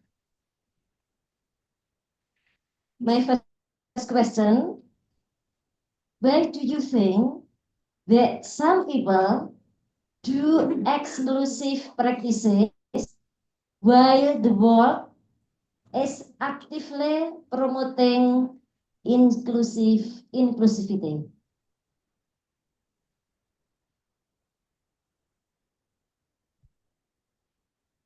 You answer my question. My second question is, when is the best time or good time to start practicing inclusivity in terms of age? Since inclusivity practices cannot be conducted suddenly, but you answer in classroom, when the primary school and so on at the school. So I change my question. How can school promote inclusivity in terms of leadership? Okay, thank you. Thank you, Bu Ratna. So we have two questions for Prof. Novel and another two questions for Eko. Yeah. So we just give it this, and then we go to next questioner, Ibu Lisa. Okay, thank you very much for the opportunity. I want to ask about to Professor Eko about the inclusive intervention, especially the case that you have already mentioned before about the Indian caste. Is there any regulation that has been implemented by Indian government to reduce the impact of the caste in India? Thank you. Thank you, Bu Lisa. Then the last questioner for the first session, Ibu Enda.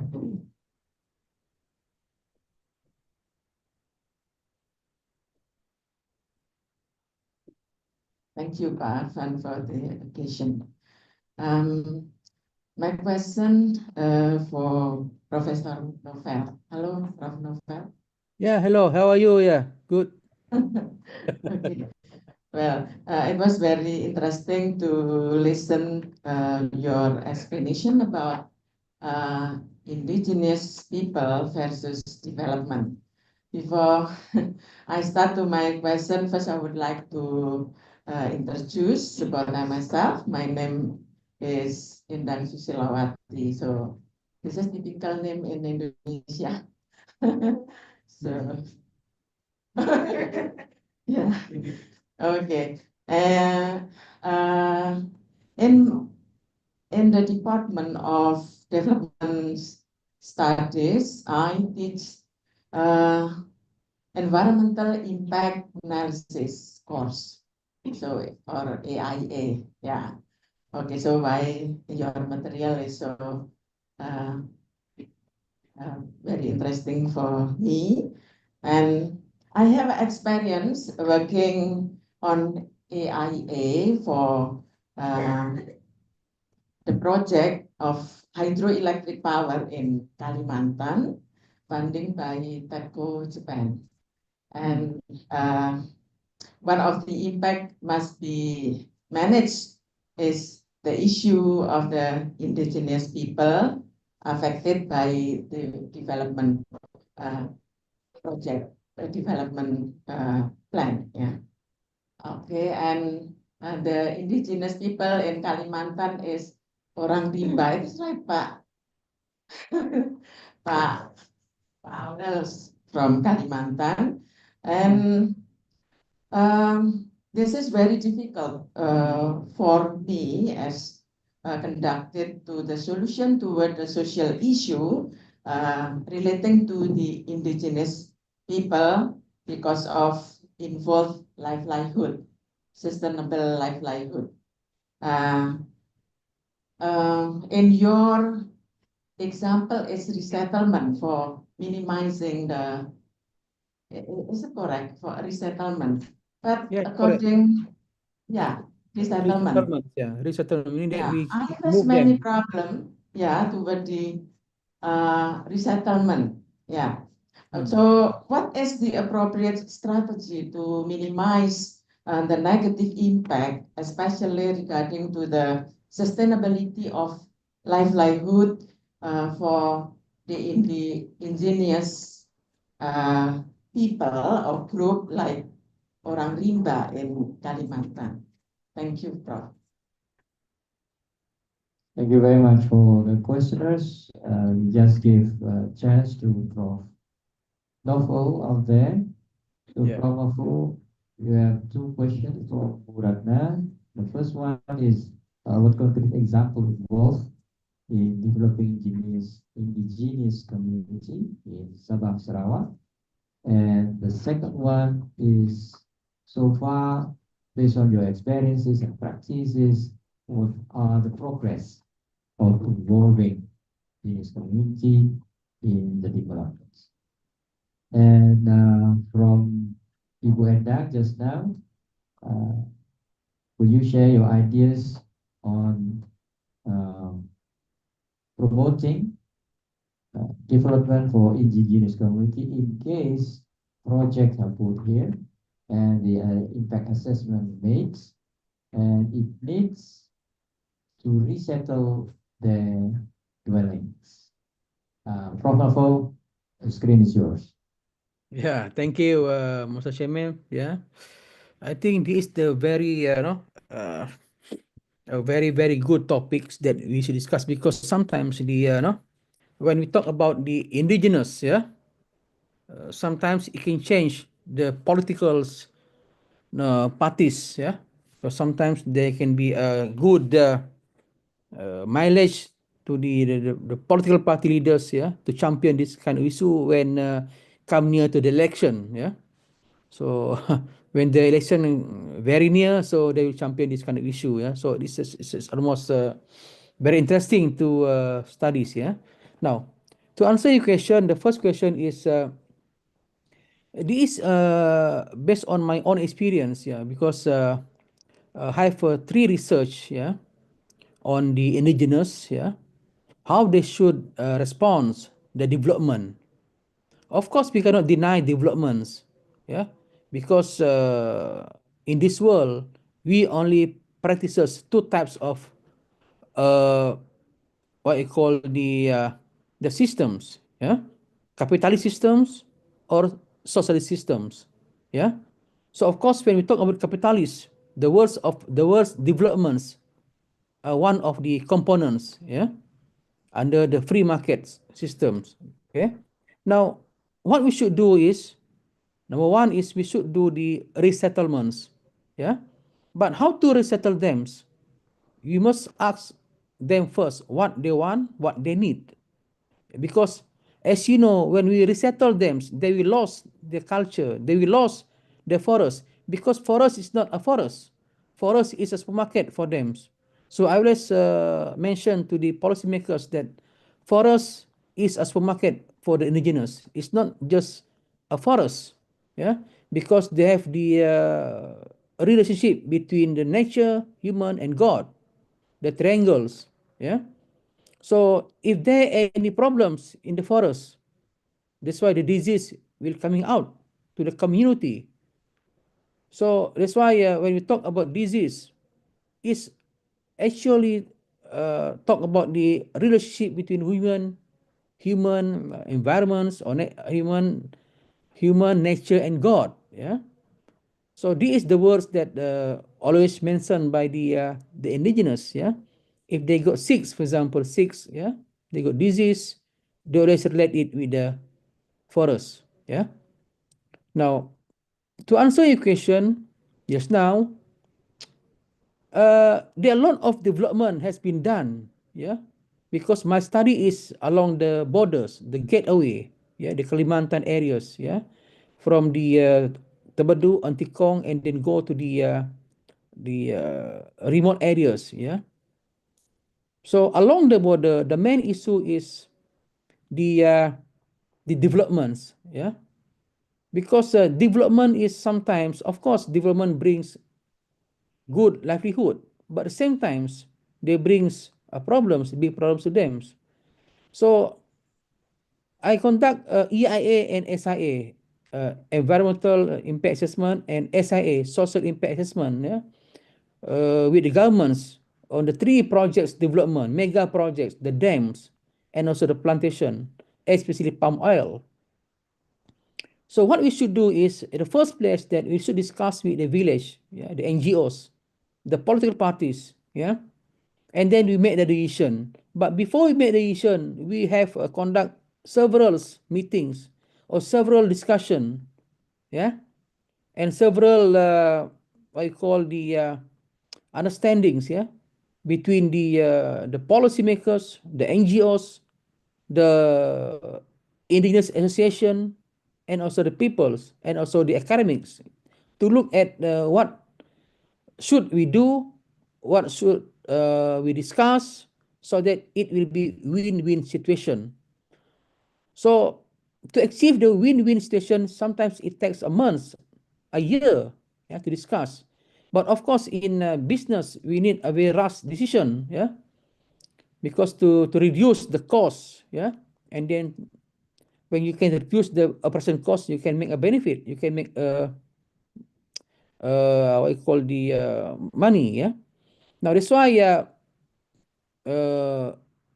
in my research, we discuss within 3 months, 2 months, then we make decision, and then we resettle them. But we not only resettle them, but we also provide a land, yeah, a land, maybe 2 acres, 3 acres to them, so that they can plant it, paddy, can plant it food, for the not the vegetables, yeah, so that they can survive, yeah.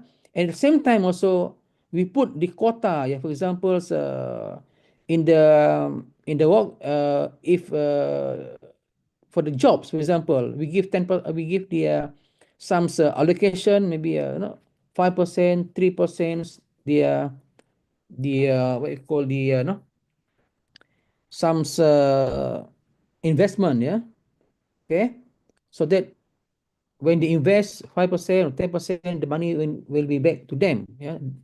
So this is how we do it. And at the same time also, we propose to the government that the workers must be from the indigenous, maybe 20%, 30%, 30% quota must be from indigenous, yeah, not from the outside peoples, not from the outsiders, yeah. So the 30% or the 40% of the workers must come from indigenous, whether you like it or not. That is the requirements, yeah. So at the same time also, because we don't want that when the projects started, and then these people will be suffer, yeah, because as you know, if you compare with indigenous and the modern people, they are no, they are low, they have a low education, they are weak in terms of the the mind about money and sense, yeah.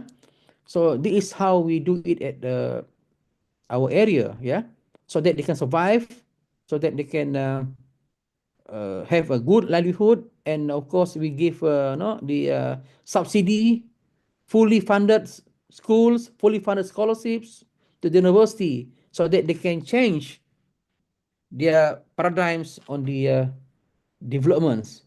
Now that is the first do that we something that we do, okay. And then on the second one, we also have the I'm talking about the research just now, the documentation or the publication, is it? Answer this question. Yeah, because in development studies, yeah, I think the best practices is to study the community using ethnography rather than using the quantitative, yeah, per se, because the more you stay longer with them, the more you understand about their worldview and their feeling, yeah. Because for example, in my research, I have one research, I stay within 8 months, yeah, to analyze, to feel, yeah, their feelings, yeah, the aspiration, yeah. Now and then, because there are stereotypes, yeah, there are stereotypes that gave to them that the indigenous anti-developments, yeah, when this kind of stereotypes emerge it sometimes give a bad impression or negative, yeah, impression to these people. So what we should do as a development scholar or as a sociology or anthropology scholar, we should not trying to have the indigenous to reduce the stereotypes, yeah, to increase the awareness of the policymakers so that they respect the indigenous peoples, yeah. So meaning that you can't look at the money per se, but you must look at the indigenous, because indigenous is for me is very special peoples, because if you stay with them, if you talk with them, they are very nice people. They are respect the environmentals, yeah, and also they have their own point of view, world view about the developments, yeah, because for them development not only focusing on physical development but also include social development. So the development must be inclusive, yeah, constructive, yeah. So that's why just now I'm cautioning about the development, because nowadays people talking about SDGs, but what happened before SDGs? Have you talked about it seriously? Have you talked about it comprehensively? Yeah, because before we go to SDG, there are a lot of problems, there are a lot of issues that should be put on the table to be discussed by the scholars and also by the governments and by the policymakers before we move to SDGs. Yeah. Now, after SDGs, what next? Yeah. As you know, before this, we're talking about the dualisms, developments, dependency theory, dependence developments, the modern the developed country depend on the uh, depend on the depend on the poor country. The Wallstein talking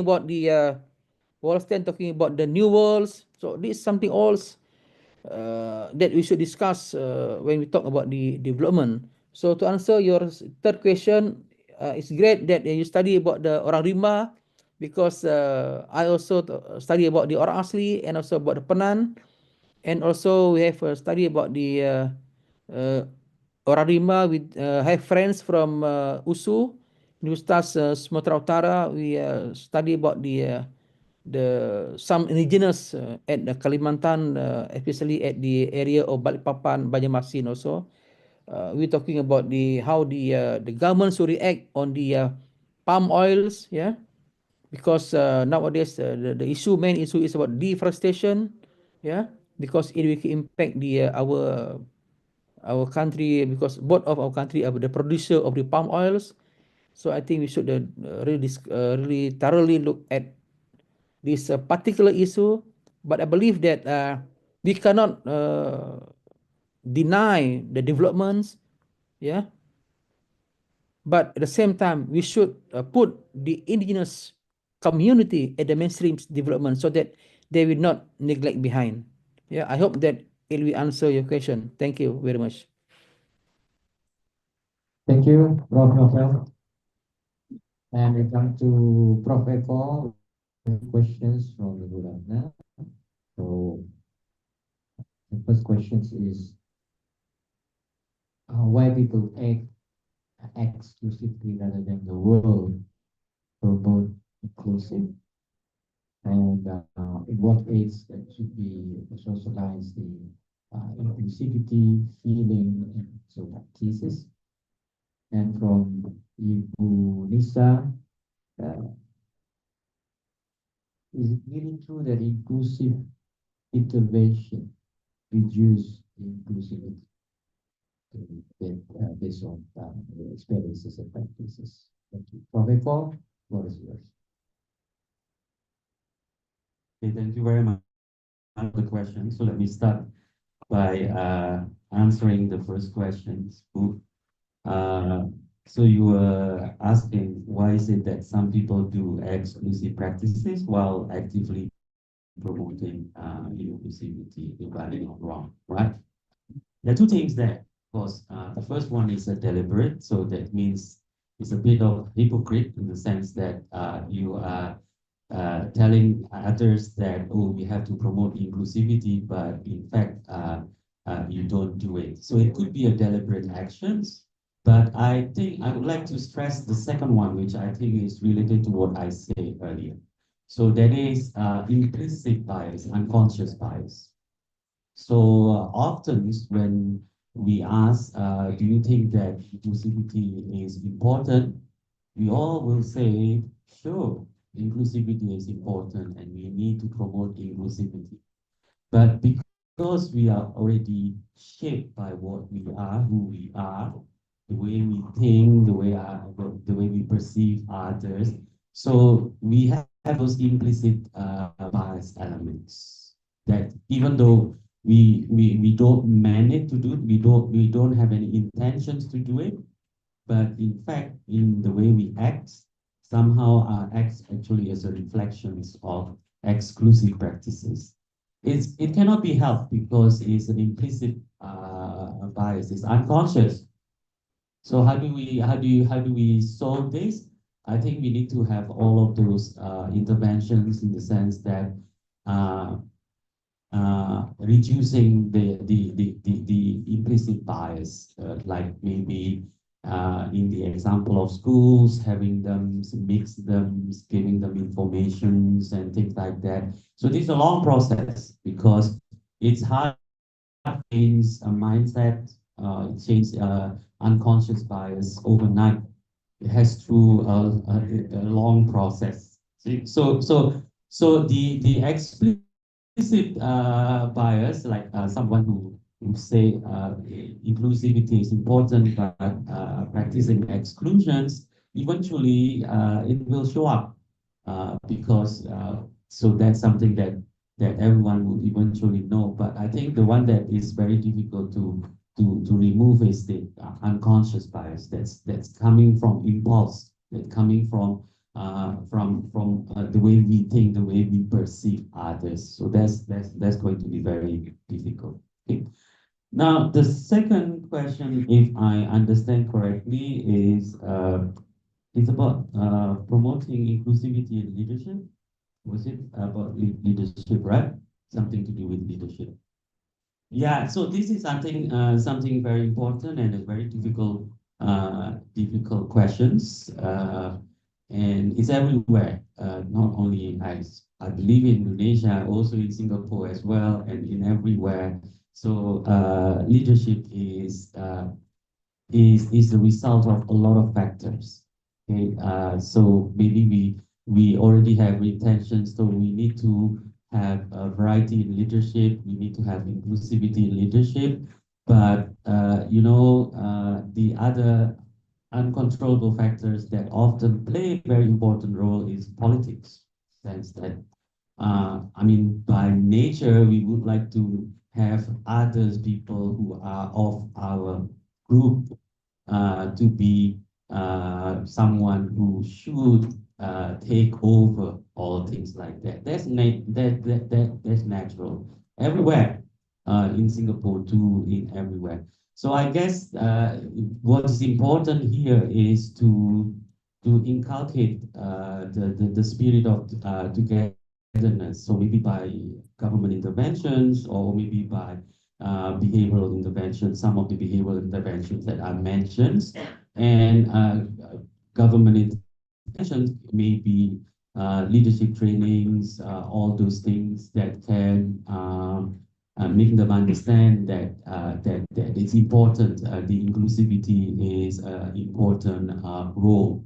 So, and then you also have to there is a trade-off between being inclusive of talent. So if someone who is very capable, but unfortunately not someone from our own group, often we think twice before promoting someone to become the leader.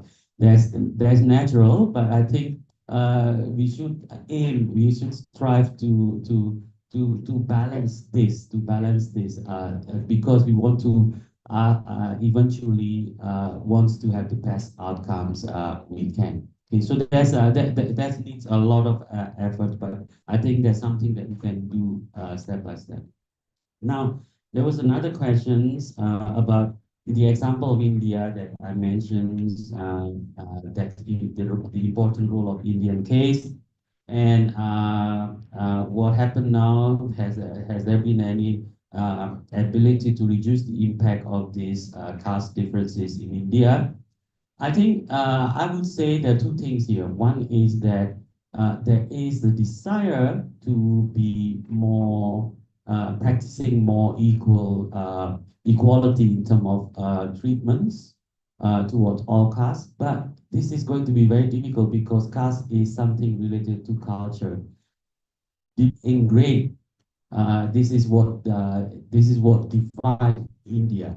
So that's why all these things cannot be changed overnight. So maybe with the modernity, people becoming less income inequality, people becoming more prosperous, the whole nations. I mean, India is so big. Last December, I was in India and I was in New Delhi. And I was quite shocked because I see that even in New Delhi, so it's very chaotic. There's some mess. There is a big inequality across different people. So there are people who are very rich, but there are so many people who are really, really poor as well. So I guess that's structural. This belongs to one of the elements that I mentioned earlier, structural. That could be partly an element behavioral, but it's already deeply ingrained. It's part of a culture, part of the way what India is, and it's so many years, centuries, and in fact, to some extent, the influence is also seen in Indonesia because uh, historically that's where the origin is. So these hierarchical structures, the haves and the not haves, these are deeply rooted from the caste system in India, and that's very difficult. So these take a process that hopefully with the economic developments where there is more equality, growth, growth. So maybe that's something that would be helpful to eliminate these biases because of the caste differences. The more open people becomes, and education is important there, I think the more willing people to tolerate others. So that's something that, but having said that, even in India, I'll mention about the Dalit, the untouchables, but some of them are quite successful as well, some political service. So that's I think the answer to the question. Thank you very much.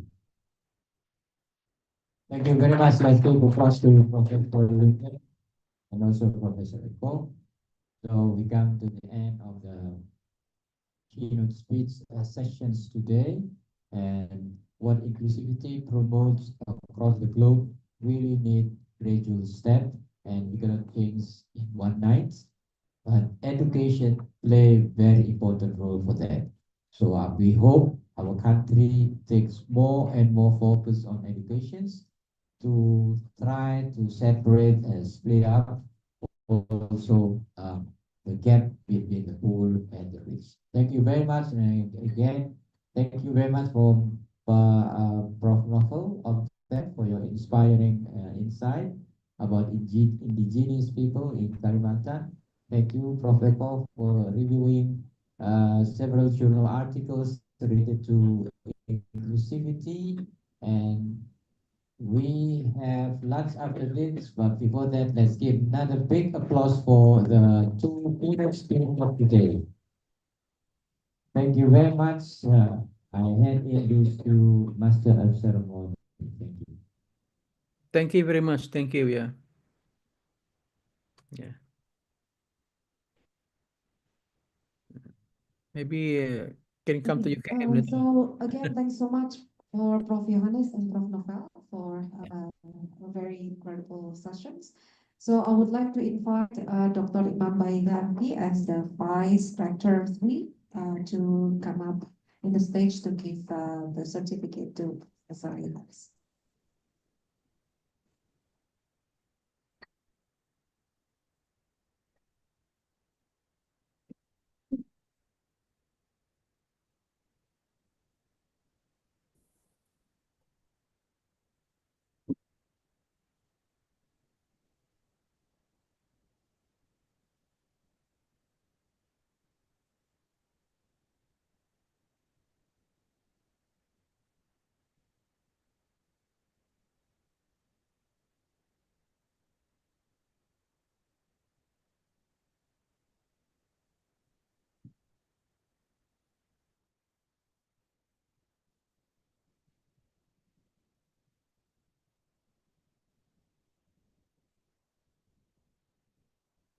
photo sessions, I would invite also Dr. Elia and also Dr. Saiful Hakim for photo sessions with us.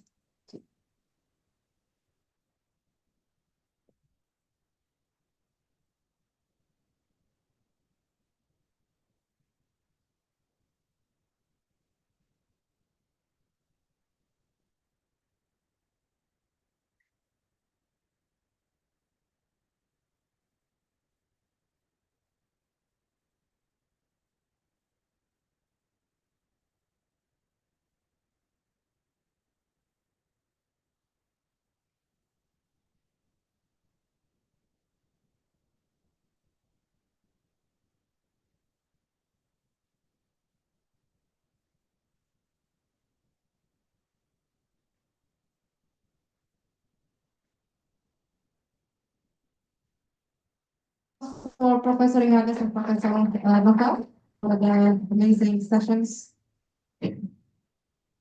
Okay, so dearest participants, we will have a lunch break and then we will be back at 1 o'clock for the parallel sessions. So this room will be divided into two rooms, and then please read the schedules for each of you, which room you will have presentations, and also for the participants in Zoom.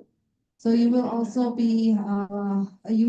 conduct the presentations virtually, and then will be led by the discussants.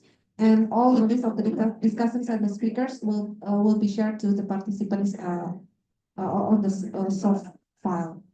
So again, thanks very much, and have a great lunch. And I will see you at 1 o'clock. Thank you. Well, Prof. Novel, barangkali Bapak want to say something before closing.